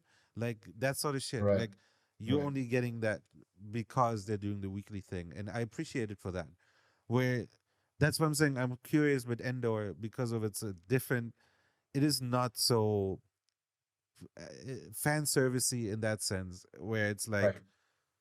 like it's playing with like big characters that are very Mm, famous. Where like because you know Darth Vader from like eight right, movies, right. when he shows up, you're like, oh, maybe that in this, and you can only speculate. You're like, Mm, you saw Stellan Skarsgård for like 30 seconds, and unless you've seen the trailer, you can't really speculate much with him. You know. right. until episode 3, and then you're like, okay, now I can start speculating. So I'm curious to see how it's weekly. But I do appreciate again, depends on the show. There's certain shows where I'm just like, if you're making me tune in for the week, at least give me something. Like if you're not, Have that episode be fully impactful, where be it you really impactful, want or to watch them. give us something that is like makes me a reason to like sit here. I Right, watch it on Wednesday, on Saturday, randomly throughout the day. I'm like, oh shit, right? I right, can't. I wonder. I can't wait to see the conclusion to this and shit. Like, mm, give me something like that. Otherwise, right. like, I feel like then yeah, figure out. I still think the HBO thing. I like it. We'll do two episodes. Then we get Or to an choose. hour-long episode. I bet there's other shows like HBO did an hour, and sometimes an hour is not enough either. What is if it's an hour of episode 2, which is an hour of world building? I still won't be Right, satisfied. If you give me episode 2 and 3, I'm like, okay, fine. The first hour is worth it because of episode. Like, just I feel like also like you were saying, like three episodes were actually a bit too much at first because you're mm, like, I don't know, fuck, I can't think I can do another episode right now. That's why I right, think two is for me has been the perfect uh, right, length, especially with an hour long show because it was like mm, after 1 hour I'm just getting like now I'm in. Now right, let's right, fucking go. right, right, You've right, hooked me now for an hour, and mm, then you leave me, and then there's nothing on your platform that I can put my enthusiasm into. So I just walk mm, away. I'm like, okay, and then I have it's like a fucking crash from a high. Where like with two episodes, it ends the same way as episode 1 did, but because now you had right, 2 hours, you're like, okay, you know what? I'm good. That was awesome. I can't right, wait to right, see the next episode, but I'm okay with waiting because I just spent 2 hours in this world. I stopped I, everything in my life and I was 2 hours in your world. and I guess it's like it's almost like the way you were describing it. It's like when you get like a cliffhanger at the end of one episode, right? Yeah. And you have another episode. It's like you get that fix at least where you're like you get a cliffhanger and I can't wait to watch it and I get to watch it, And then give me another cliffhanger. and then you give me another cliffhanger and now I have to wait a week. Yeah. So that's I think that's pretty good It's the where it's tease not like and yeah, the dopamine hit right away, yeah, and then they right, give you the right, tease, and you know how good the dopamine hit is right, because they've already right. given you a taste of it. So you're And sitting there, you want you more. also know that the next one that I get, I'll get a follow-up along with that at Yeah, that moment as yeah, well. exactly. It's like it. You're not wondering what, like you're not anticipating what is like how good is the payoff. If you already give me a payoff once, I'm like, Right, okay, you do that and again on that level, I'll fucking wait. But if you just right. give me the setup and I have still don't know at all if you're worthy of me tuning in next week and you giving me Right. the payoff, then it's like, And especially when it's like a little uneven, where it's like some payoffs, like sometimes when you wait, the payoff's amazing, and then sometimes it's like whatever. yeah, Like that sort of leaves you like okay, I guess I'll watch it, but it's not like yeah, like it's not like every single episode has an awesome cliffhanger and then has an awesome payoff. A lot of shows I've seen where it's like some episodes you wait a week and the payoff is amazing, and then some episodes you wait a week and there's no payoff. And yeah, you're or like, they wait, then, they make a yeah, joke out of it or something for sure. right, But right, it's the but like that way they keep it also fresh, that it's not formulaic. right, It's more about right, like hit us once with like what you can do. That's why I always say like usually I give shows 3 episodes because I'm like, if you cannot figure it out by the third episode, then I don't know if I want to be around for four, right. five, six, seven, eight. You know, Yeah, but I agree. I it'd agree with be that. interesting to see next week. Yeah, I guess that's the episode that's gonna answer most of our questions, hopefully. All these sort of like not the story questions, but the questions surrounding the format The release. and how we watch it Yeah. and how we take in all the information and the story and the characters and if it's even worth it or not. Like, and I mean, obviously we won't like judge it just on that one episode, but it will be a hopefully pretty good indication of what sort of direction we're headed in terms of what is the show going to be like and was it really necessary to give us three or not, and all those type of questions hopefully should be at least somewhat if not answered but at least give us a clear indication of where we're Yeah. headed for episode 5 and 6 and so on. Yeah. You would hope so because like this now it's the Yeah, point where like you've right. everything is set up to the point where like now tell us where we headed. Yeah. You know. Where it's like now I want every episode to be like episode three. Yeah, I mean, it doesn't have to be on the same level. I'm okay as No, long as no, the like the story no, is like good. the pacing and the thing Yeah. that the amount of things that happen where we don't need more. Uh, I, I mean, I guess one or two episodes here and there of like character episodes, but more so where it's like if you're just gonna make us watch a half an hour, 35 minutes a week, then we don't need to spend even more time again with the hammer bro. Like if we just hear bells ringing in the background, we know that it's him. I really Like hope I that mean, we move on. I yeah. hope we're done with the Oh, town. from Morlana, Yeah, we just I move on think to the I hope it's done. It served its purpose. right. Oh, okay, okay, okay. I don't know for Well then, sure, but okay, I hope so. okay.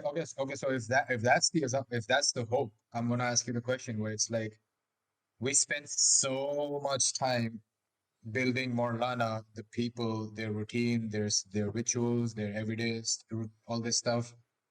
If they move on to a different place altogether, wouldn't that be less of a payoff? Where it's like, wait, now we have to learn more new shit, more world building. Mm, Because now if they introduce a new place, they better go into detail like they did with Morlana, right? That's our expectation.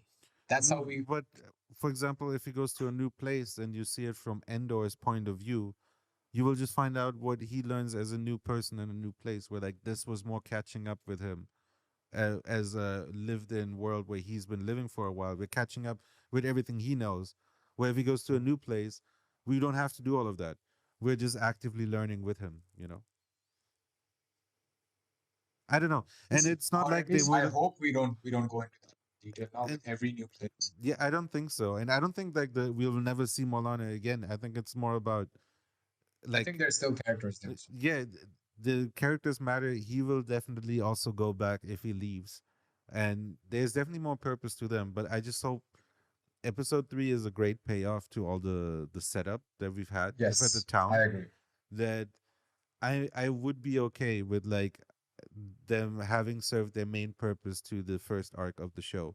And maybe they come back later. Maybe there is a point where he needs help from somebody there.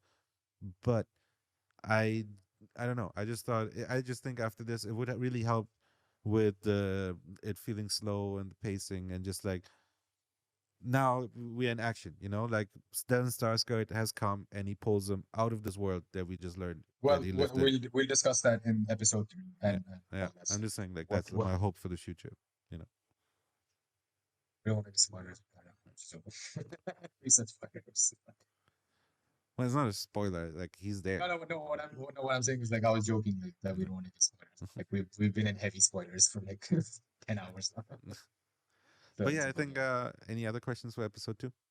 I think that's it, man. I think we did a pretty good breakdown of everything that happens and everything, what to expect for the next one, and what our questions are for future episodes. Yeah, I think so too.